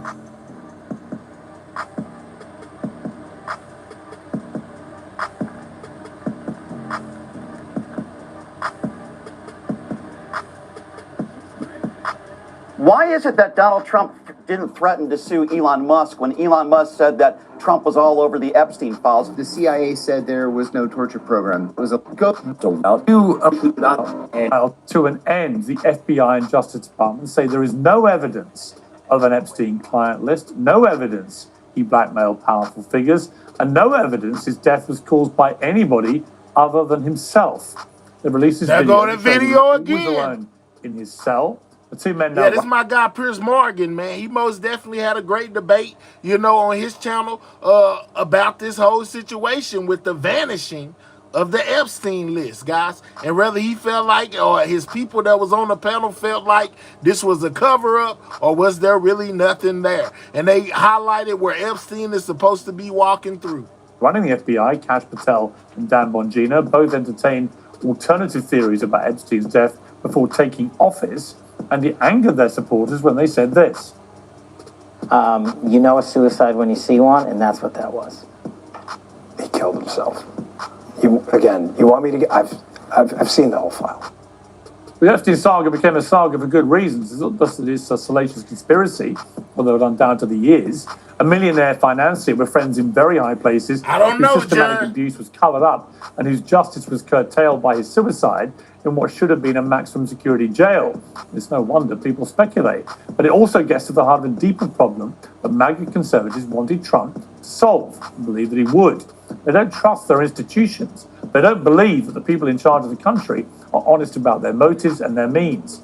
This was Congresswoman Anna Paulina Luna, who's overseeing a task force on declassifying federal secrets. What we found in the last couple of weeks, and what's definitely apparent, is there's absolutely a war taking place in the intelligence agencies, right? We saw the CIA was reporting that they're worried about their own people leaking secrets to foreign countries. And we were also notified last week that there was a whistleblower that came forward stating that there was evidence being destroyed at the FBI as soon as the FBI found out President... which goes back to that question we heard the media person ask Bondi. We heard that there are missing files of the Epstein thing. Now you just hear her saying that people inside, like it's an inside job, people inside of the FBI were getting rid of them. Yeah, they said missing, and she basically said destroyed. Which one is it? Trump won the election, they started their deep state nonsense. And so I have full faith in Kash Patel and AG Bondi to deliver those files. But I want to be very clear about something. The American people want the truth. Well, the Attorney General, Pam Bondi, is under increasing pressure for... I told y'all they ain't letting Bondi go. She in trouble. Of the new administration's transparency. First, she told Fox News that Epstein's client list was sitting on her desk. Next, she handed out binders of information already in the public domain to conservative influencers who were visiting the White House, who were duped into claiming the Epstein files had been released. Now the client list that was apparently sitting on her desk now apparently doesn't exist at all. And what about the words of White House counsel and lawyer Alina Habba speaking on this show in February? Incredibly disturbing. We have flight logs, we have information, names that will come out. Is it going to be shocking? I don't see how it's not shocking. That we got flight logs, we got names, we got all this that's going to be coming out. And then now we get a notice that says there was nothing there. We're sorry. There were so many individuals that were hidden and kept secret and not been held accountable. Let's talk about the reverse. I believe in accountability. So you have to now go through your process. Now, I won't say they're guilty until they go through their time in court. But again, now it's time for accountability. We have seen for so many years, Pierce, in this country, many investigations, subpoenas, testimonies in Congress, et cetera, et cetera. But there's a general frustration with accountability. We take it halfway, we don't take it home. And I really believe that now with Kash and Pam, there will be accountability. So what happened? Secret names, lists, accountability. This is what the latest developments are. That's what we saying, Pierce. What happened with that? It just kind of disappeared. They said it vanished. Some people are saying cover up. The government is saying there was nothing there. I don't know. Likely to satisfy absolutely nobody. It's entirely possible there was never anything more to know, and it was all just used for political expediency. If so, it's not working out to be very expedient. We Brits have a phrase for situations like this. Is it a cock-up or a conspiracy? In this case, it might actually be both. Well, joining me to debate this some more, Jack Posobiec, who's the senior editor of Human Events and one of the influencers who was handed those non-event Epstein files. John Kiriakou, who's a former CIA intelligence officer whistleblower, host of CIA Declassified comment. What has happened here? I mean, we were all led down a train of thought that there was going to be all sorts of stuff coming out about this Epstein case, the files, the names, the lists, accountability, and then boom, it's all disappeared. Yeah, Piers. I mean, this is, as we were saying, the military unsat, completely unsat from Attorney General Pam Bondi, and this line about there being files that are currently under seal in some criminal case. Well, then great. They said they won't be putting out any of that information to protect the victims, is what they said. So you wouldn't get any videos, of anything that transpired, any statements or anything like that, because they want to protect the underage victims. That's what they said. Let's go and get those unsealed as soon as possible. Look, I was brought to the White House under the pretense of a series of policy briefings that were going to be held, not just from the AG, but we had the vice president came in, the president came in, Bobby Kennedy came in. So we had a rotating series of people from the administration, Marco Rubio, Secretary of State. And then nobody told us prior to this that the Epstein files would be anywhere even on the agenda for that day, and it was really sprung as a surprise to all of us. We get handed these binders, and then before we even have a chance to look into them, we're hauled out actually in front of the cameras that were all there because Prime Minister Keir Starmer was visiting the White House that day, and it just so happened that they were all in front of the West Wing. And by the time that we have the ability to actually go through them, well, lo and behold, we find out that it's all information that was completely already in the public domain. In fact, some of the information that was in the public domain was more extensive than what was given to us on that day. So the whole thing, obviously, I think, as you say, is a cock-up. I hope I'm using that phrase correctly. I'm not entirely familiar with it, but that certainly feels feels like what happened here, and we don't have the accountability that was spoken of. We don't have the releases that were spoken of, and it's indefensible. It's indefensible that the answers aren't there when so much was promised. Brian Shapiro, I mean, look, it's perfectly possible. Indeed, it looks increasingly likely that Epstein did indeed just commit suicide. What is not perfectly possible, to my cynical eye about this, is that he was the only person other than Ghislaine Maxwell, who's been imprisoned, who was ever up to criminal activity on his island and other places. It just stretches credulity. But nobody, it seems, is ever going to be held accountable other than him, who evaded accountability by dying, killing himself, or Ghislaine Maxwell, a woman. So none of these other men who were linked to this are ever going to be even remotely held accountable. It's just disappeared. Well, what I would say, Pierce, first of all, when Haba did your show, where did she get that information from? Where did that come from back in February? I would also say to Pam Bondi, she lied on Fox News, or maybe she was telling the truth. She said she had a list that was... Yeah, where did that lady get that information of the secret names and flight logs and all of that stuff? Where did she get that information, and why did she allure to the fact that she had all of that? Same thing with Pam Bondi, man. They ain't letting Pam off the hook. Pam ain't gonna get ran through the ringer as long as they have video evidence of her saying what she said.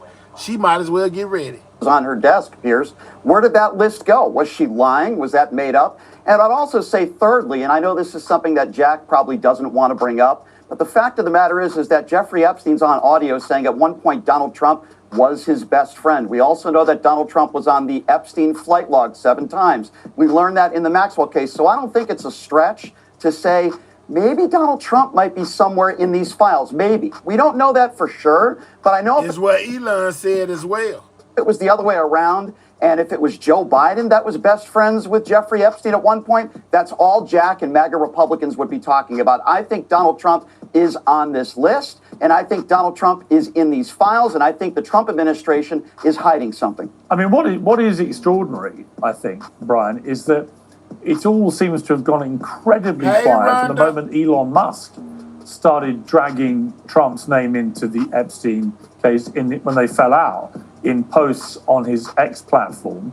And he's carried on overnight doing more posts, not directly linking the president, but saying what the hell has happened here effectively. But he was the one that ignited the Trump link again.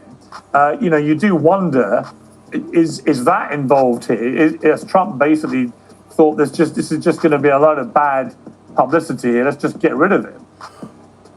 Yeah, well, I'll say this, Pierce. Anytime somebody says something about Donald Trump that might not be true, Trump always threatens a lawsuit. Why is it that Donald Trump didn't threaten to sue Elon Musk when Elon Musk said that Trump was all over the Epstein files? I find that to be... Which he most definitely did, my guy. I told y'all, Elon Musk is in a public feud with Trump, and they are just throwing insults back and forth. And one of the insults that Elon Musk threw is that Trump was allegedly within these files. Very, very interesting. Bill Maher could call Donald Trump the son of an orangutan, and then Trump will file a lawsuit about that. Why wouldn't he file a lawsuit against Elon? Maybe Elon is telling the truth, and maybe Elon knows some things that the general public does not know. I tend to believe Elon on this one. It's certainly intriguing. John Kiriakou, what do you think has happened here? I mean, Epstein, one of the most infamous cases of the last 20 years, of the century, arguably. So many famous, powerful, rich people. I told y'all in this debate, man, they be making some excellent points, man. For real. Whose names were dragged into this and were clearly in attendance at his parties and on his island and so on. And then here, now suddenly, having led the media around the world into a lava of excitement about it's all going to come out and you're going to get all the details. Now, bang, it's just been shelved. What do you make of it? Right. You probably many people online to making it unused at VPN.com. Experience at the CIA, there's very little daylight between the CIA and the FBI. You know, the CIA said there was no torture program. That was a lie. No international renditions. That was a lie. No secret prisons. That was a lie. MK Ultra documents were all released. That was a lie. The CIA didn't try to recruit Oswald. That's a lie. These organizations that make up the so-called deep state, and we can have that debate whether or not you want to call it the deep state, but they all lie. They're trained to lie. And so I don't even think that we should blame the likes of Kash Patel and Dan Bongino. I think people probably at a lower level destroyed whatever they could destroy and let the lie go up to the very top and hope that this whole thing just goes away. If there are no documents to implicate famous people, then it'll eventually go quiet. And my guess is in 30 years or 50 years or whenever it's going to be, at least some of the truth will probably be released. Adam Mockler, I mean, it does stick in the gullet, doesn't it, that the only person to go to prison in the whole Epstein scandal is a woman. Yeah, well, John said he thinks the people at the bottom might have destroyed the evidence. Well, that is true. You know what I'm saying? That a woman was the only one that went to prison. I just don't know what to think about this whole situation, man. It is strange, guys. And if I was a conspiracy theorist, I'd be thinking like a bunch of the conspiracy theorists when it comes to this. Like, man, something just ain't adding up with all this. But the reality is the people at the top, like Pam Bondi, were the ones saying they had the list sitting on their desk. So it seems like that deep state you referred to, the party that promised to defeat the deep state, very quickly became the deep state. Here's the timeline in my eyes. Pam Bondi says, I have the list on my desk right here. They're rather silent for a few months. Then Elon Musk says Trump is in the Epstein list. Then within weeks, apparently the list is gone. I mean, I'm looking at this photo of Jack Posobiec holding up the Epstein files. It says the Epstein files, phase 1. But where's phase 2? There's no phase 2. So I'm happy that influencers like Jack are admitting they were conned by the admin to cover up the sexual abuse of children. Yeah, Jack, I mean, do you feel angry? Do you feel you were used in some way? Well, it's very upsetting. It's extremely upsetting to be brought in something like this, to think that you're going into a situation where, hey, we're finally going to get some of these answers that we all want. Because at the end of the day, this is all about getting justice for the victims here, the actual victims. And I keep going back and looking over the different pieces of this story. You know, what was Prince Andrew disgraced for? Why did he go up on this huge interview and then lose all of his titles and all that? Brenda, it just went poof and it disappeared. He's losing his security now, I hear. And, you know, why did we go all the way around, you know, name after name after name? But at the end of the day, it's actually about the victims. And you really mean to tell me that all of those victims were questioned and all of the things that they said were investigated and were run down? Because it just doesn't really feel like that's been done here. No, it doesn't. Talking of Elon Musk, Brian, just to bring you in again here. So Musk is now simultaneous to all this. Obviously, this flame out with Trump is gathering momentum. He's now announced the launch of a new political party, the America Party. You know, third parties have had, you know, a few instances in modern American history. They never tend to get very far, but we've never had the richest and most successful businessman in history launching one who's got $300 billion and happens to own one of the biggest social media platforms on which he has 200 million followers. He's not just your average third-party guy. Elon Musk most definitely been throwing low blows, guys, as him and Trump feud continues on in the public eye. Is he? How interesting is this, and how damaging could this be, particularly to Donald Trump and the Republicans? I think it certainly hurts Republicans and Donald Trump more than Democrats. But I would also say what you mentioned, this is the richest man in the world. With money comes a lot of power. This has been tried in the past many a times, but it hasn't been tried with someone with the money and the power that Elon Musk has. But I think the question we need to ask ourselves now is this just another phase that Elon Musk is going through? And then when this blows over, if it ever does, between him and Donald Trump, will he just move on? Or is he really, truly serious about this? You know, there are a lot of people that didn't think that he was ever going to buy Twitter, now X, and he ended up doing that. So, you know, will he do this? Will he continue this? And in 6 months from now, will we still be talking about this? I would venture to guess probably so. It sounds to me like Elon Musk is serious, and this will be very damning, in my opinion, to plenty of MAGA Republicans out there. Yeah, and Adam, what this all seems to center around is that he was brought in, obviously, to run Doge, to reduce government overspending and waste. And at the same time, Trump was launching the big, beautiful bill, which many people think is going to add trillions to the debt. The two were clearly incompatible bedfellows, and that's led to Musk going. Now, Trump talks about EV car mandates being one of the catalysts for the falling out. What's up, or whatever. Antonio? But it's probably as simple as one person wanted to slash government spending, and the other one wanted to bring in policies which are highly likely, certainly in the short to midterm, to increase the national spending and debt. So there's the clash. How serious do you think this is going to get? I don't think you should understate the extent to which Jared Isaacman, the NASA candidate, being slashed, also pissed Elon Musk off. Right. He was really mad about Jared Isaacman.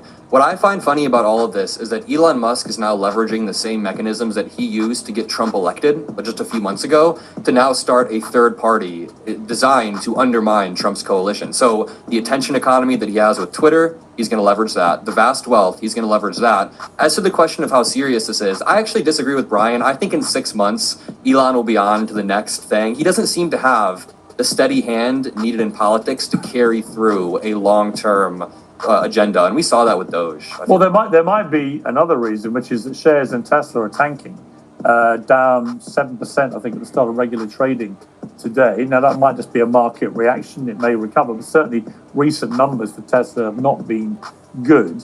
John, what do you think of this? I mean, it's not an intelligence issue, but as an American, what do you feel about now the potential for a third party by somebody who's actually got the means to make it significant?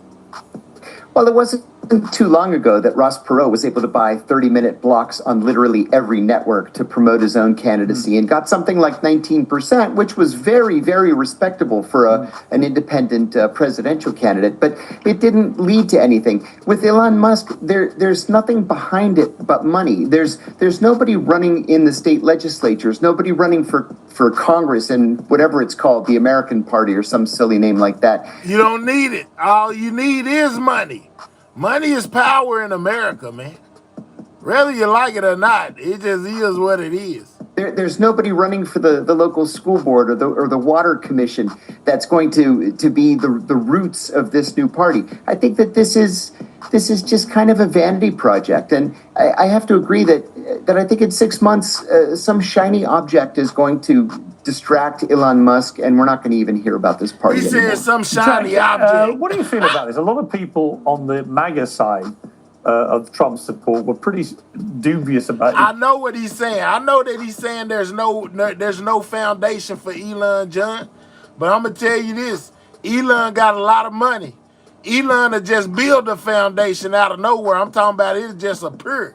He'll just pay some people, you know, that know how to build foundations, and they'll build them one. That's why I said, with money comes power. If you got enough money, you don't got to know nothing. You just hire some people that know everything. And there you go. You got a whole foundation. That's the part you missed. Elon Musk to start with. You know, a lot of them thought, well, this guy was a Democrat, and now he's come over, and maybe he's just trying to buy his way into power, get Trump elected, and use that to benefit all his companies, which obviously do benefit and have benefited from that association. But now it's gone the other way, and he's clearly trying to punish Trump and punish Republicans. See, think about it like this is what I'm saying. Let's just say I'm not a mechanic. I'm not. And I don't know how to work on cars. But I got a whole lot of money. And I know some people that could use some money that went to college and went to mechanic school. And they know everything about cars. So I just pay them to work for me. and basically build a business and have them work for me and pay them to work on the cars. Even though I don't know nothing about the cars. Get it? You see what I'm saying? Makes a lot of sense, don't it? I'm just saying. In launching this third party, what do you feel about the politics going on here?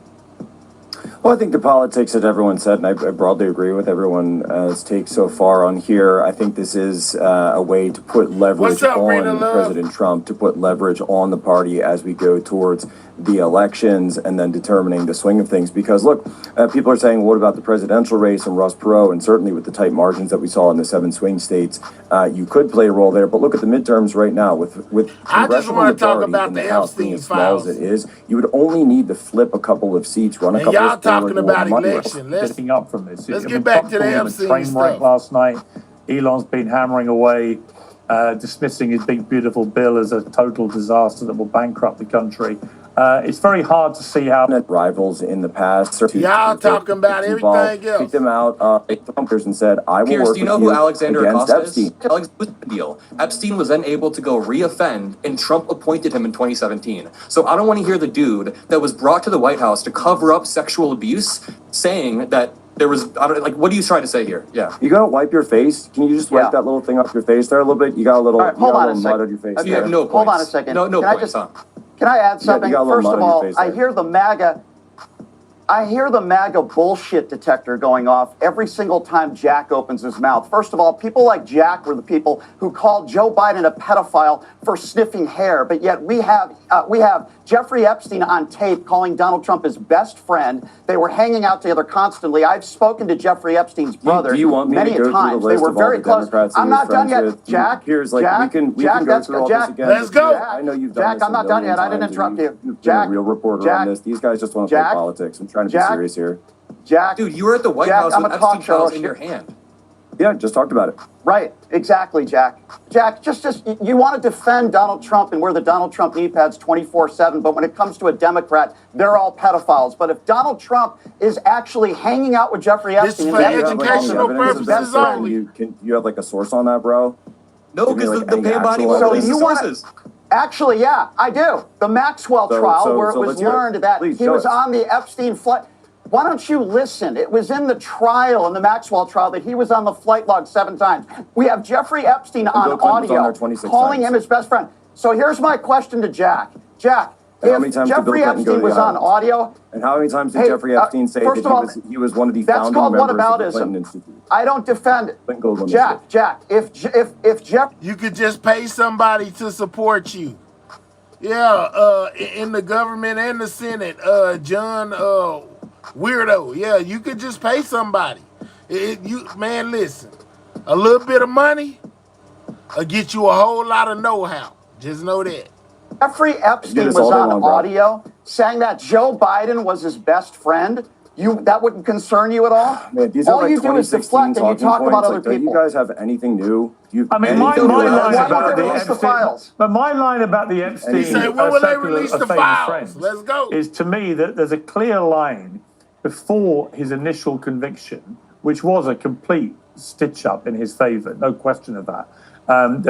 Jack, why won't they release the files then? Well, hang on, Brian. I don't know why they Hang ain't on, Brian. releasing And the point I'm gonna files, make God, is, that's the question. I do think if you continue to be a friend of Epstein, knowing he was a convicted pedophile after whatever it was, 2009 or so, as Prince Andrew did. Can we get 25 more likes on that like button, man? Click the 3 dots, hit the thumbs up, man. Subscribe to the channel if you are new. We're talking about the Epstein files that basically went missing, man. You know what I'm saying? Piers Morgan is having a great debate over here, man, and they're talking about it as well, and we're most definitely covering what they're saying. For example, then I'm afraid that is seriously problematic. For those who were in his circle, of a wide circle of well-known people, from Bill Gates to Trump to all these Bill Clinton, he hooked in everybody, but a lot of them had nothing to do with him, including Trump, I believe, after that conviction. But if you carried on seeing him as Andrew did, living at his house for a few days, years later, knowing he was a convicted pedophile, that is different. I mean, do we agree? Yeah. I think that's all been litigated. I certainly, I certainly agree with what you're saying, Pierce, and your point there. But the point that I'm trying to make is there has to be a reason why they're not releasing the files. Why are they being so mum? Why is the list just magically disappeared? And I think one can come to a very logical conclusion, unless you're Jack and you defend Donald Trump 24/7, that maybe there might be something to do with the fact that Trump might be in these files and there might be some wrongdoing there, considering the fact that he said Trump might be in these files, man. A lot of people are saying that. They were at one point best friends. Well, they've They've certainly gone as an administration from full bore. We're going to reveal everything, and it's really shocking. And there's going to have to be accountability. I mean, I had them on my show.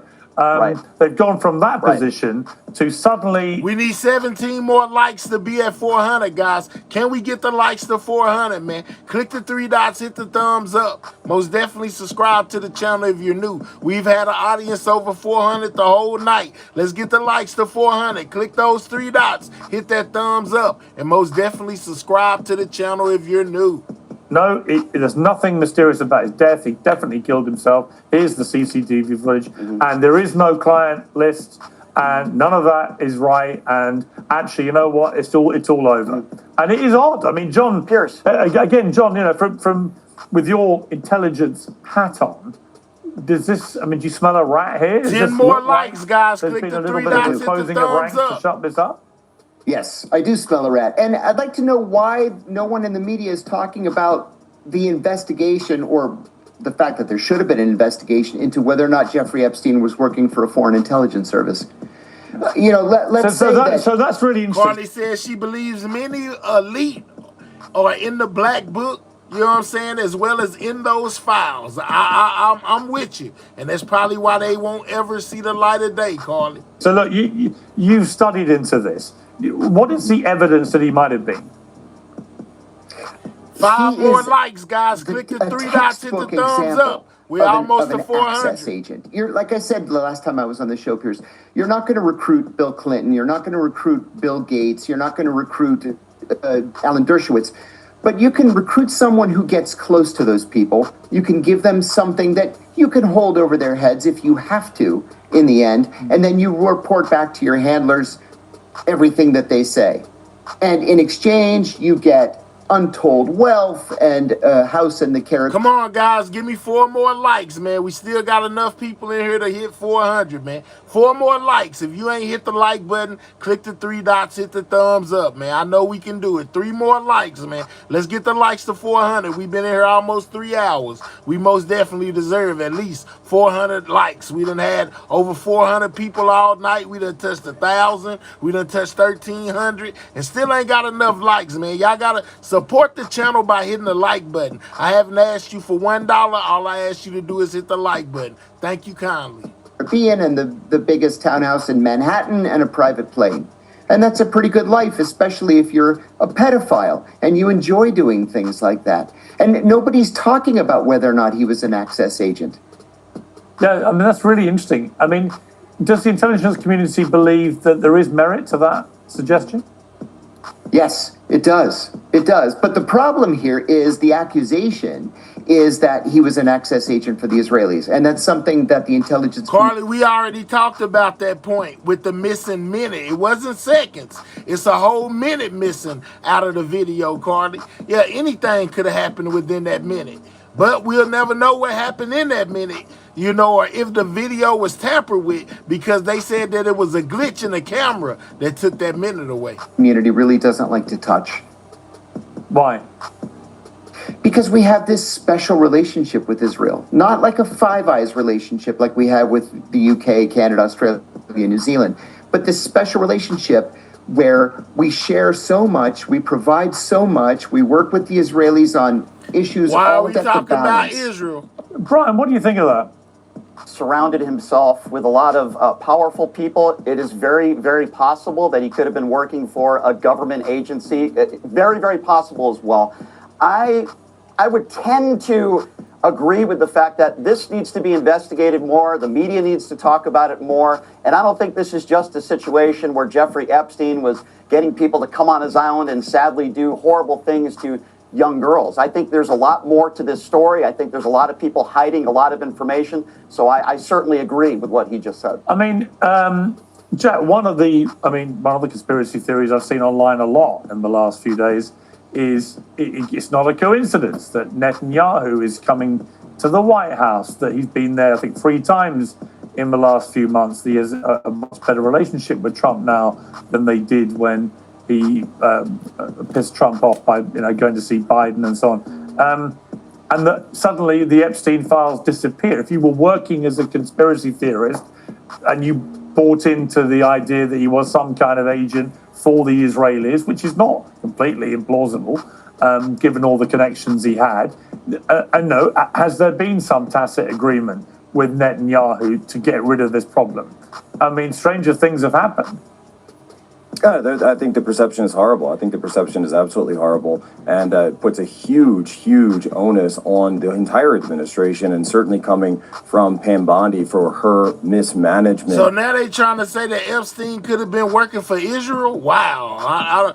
I don't know. I don't know, man. They just brought Israel up, Carly. I think they said something about Epstein allegedly working for him or something, and then somebody from Israel coming to the White House. And yeah, man, it's a lot going on when it comes to the conspiracy theories of this. I want to go back to something that John was saying as well, but Ghislaine Maxwell's father, Robert, this is someone, so Robert Maxwell is someone who's highly fingered in a lot of these conspiracies or a lot of these allegations. His entire career, there were allegation after allegation that he was involved somehow with Israeli intelligence, going all the way back even to the 1940s, and serious questions about some of the work that he did all the way through this. And then, of course, as it goes, she becomes the recruiter for Epstein. And so these questions have really gone deeper and deeper and deeper. And of course, there's no actual evidence or, just a hearing of the evidence or release of the evidence, release of the file, a task force, even a press conference, and instead we get, we're just going to move on. And here's a press release on a Sunday night when it's, it's a holiday here in the US. Yeah, it is. I mean, Adam, it is just a bit weird. The whole thing. I can't quite get my head around this because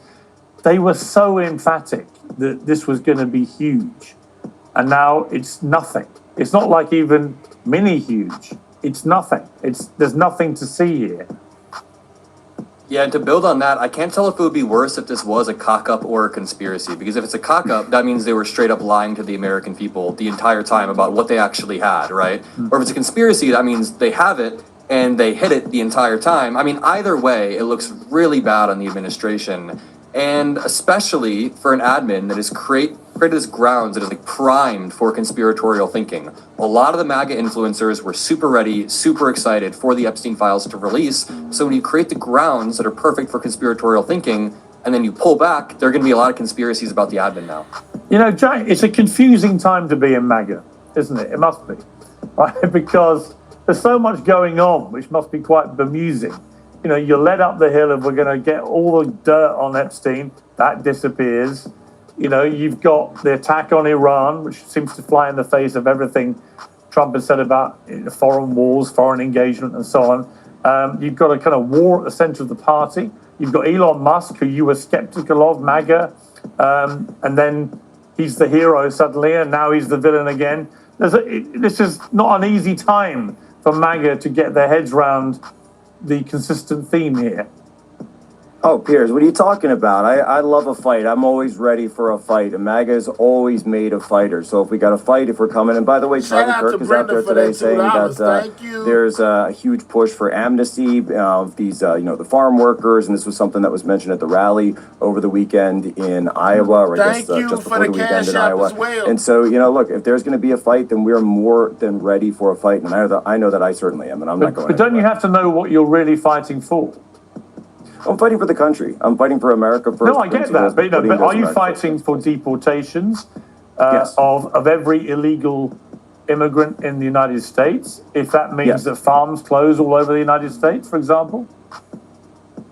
Yes, it is 100% across the board. When we were at the RNC in Milwaukee, we had mass deportations now signs. And by the way, that doesn't necessarily mean that they all need to be arrested. And I know that people have been crunching the numbers and saying, oh, if you do this many arrests a day and that many, I think that self-deportations are something that really need to be worked on. I think the remittance tax that went through in the big beautiful bill should have been higher. 1% is too low in my estimation. I think that should be 5%, 10%, or even 50%, because in some of these cases, that's exactly what's going on, is that they're here for economic reasons in the United States. And so if you put that... But doesn't the United States economy need a lot of them? I mean, isn't this the whole point about the farmer debate, is that actually farmers have gone to Trump in big numbers and said, if you deport every illegal, undocumented worker in the country, we're out of business. Well, look, there can be a way for this to be done in a phased manner where they can get people in and over time. It's not like it has to be, we're going to snap our fingers overnight and they're going to be gone. But absolutely, over time, 100%. Brian, what do you think of that? I mean, it seems to me that Trump's had a lot of political wins. Whatever you think of him, the last 3-4 weeks, you could argue, have been the most successful politically that he may have had as a president. But it seems like on a lot of these issues, there's this dilemma which he's going to have to confront, and not least, I think, this issue of undocumented workers. Well, it's interesting. Well, now they talking about immigration. I was only interested in the debate with Jeffrey Epstein, man, and the vanishing of these files, man. And it seems like we'll never get complete disclosure of everything that went on within the Epstein files, since they have came out now and said, hey, there's nothing to see here, guys, move along. After they said they had plenty to show us and that we would be shocked by what they put out. Whether it's a cover-up or nothing really exists, I don't know. I can most definitely tell y'all that it's strange. I leave it to y'all to make up y'all own mind on what y'all feel about it. We talked about the riots that took place today in California a little earlier in the show with the grower farm being raided by ICE. 10 children were detained. There were shots allegedly fired at ICE agents. Yeah, it's crazy, man. The Mayor Bass came out and gave an interview on what happened at MacArthur Park the other day and how they basically don't want the United States military, roaming the streets of LA. We found out that she filed a lawsuit against the government, basically Trump and them filed lawsuits against her. So it looked like they're gonna be battling that out in court, man. I most definitely heard from the border czar Tom Homan, who basically said ICE ain't going anywhere. They're gonna continue to do their job, and we most definitely talk about the Epstein files. So I covered everything in the title. I hope y'all enjoyed the show. I gave y'all as much information on each topic as I could. What's up, Pressure? In order to pass the information along, I don't make the news. I just put it out and let y'all make y'all own decisions. What's up, Snack? On what it is that you see. Go do your research. Come up with your own conclusion. But me, as the broadcaster, my job is done. I see y'all on the next live, man. Look forward to seeing me. I got people that's hating because people take interest in my news channel, and y'all come support me and hit the like button, and all that good stuff. And they just really don't like that. The numbers got them mad. They think I buy robots and all type of stuff, but I don't have to do none of that. Great content brings people engage, and they like what they see and they come back. So make sure you turn your notification bell on to all to the next time I go live, and most definitely pull up on me. I'll most definitely be in the building. I appreciate each and every one of y'all who come out on a night-to-night basis and support this channel. Shout out to anybody that sent a super chat, a super sticker, a cash out, hit the like button, got a membership, gifted a membership. I always remember, I ain't nothing without y'all, man. You know what I'm saying? I ain't nothing without y'all phone at 6 o'clock in the morning, y'all. I'll holler at y'all. I'm gone, man. I'll catch y'all on the next one. Y'all be good. Shout out to Mr. B for being a member for 9 months. Shout out to Big Ann for that 10-piece. I know I'm probably zoomed in. My homeboy just called my phone at 6 o'clock in the morning. I hope he all right. I got to go check on him. I'll holler at y'all, man. Y'all be good. I'm gone. I'll catch y'all on the next one.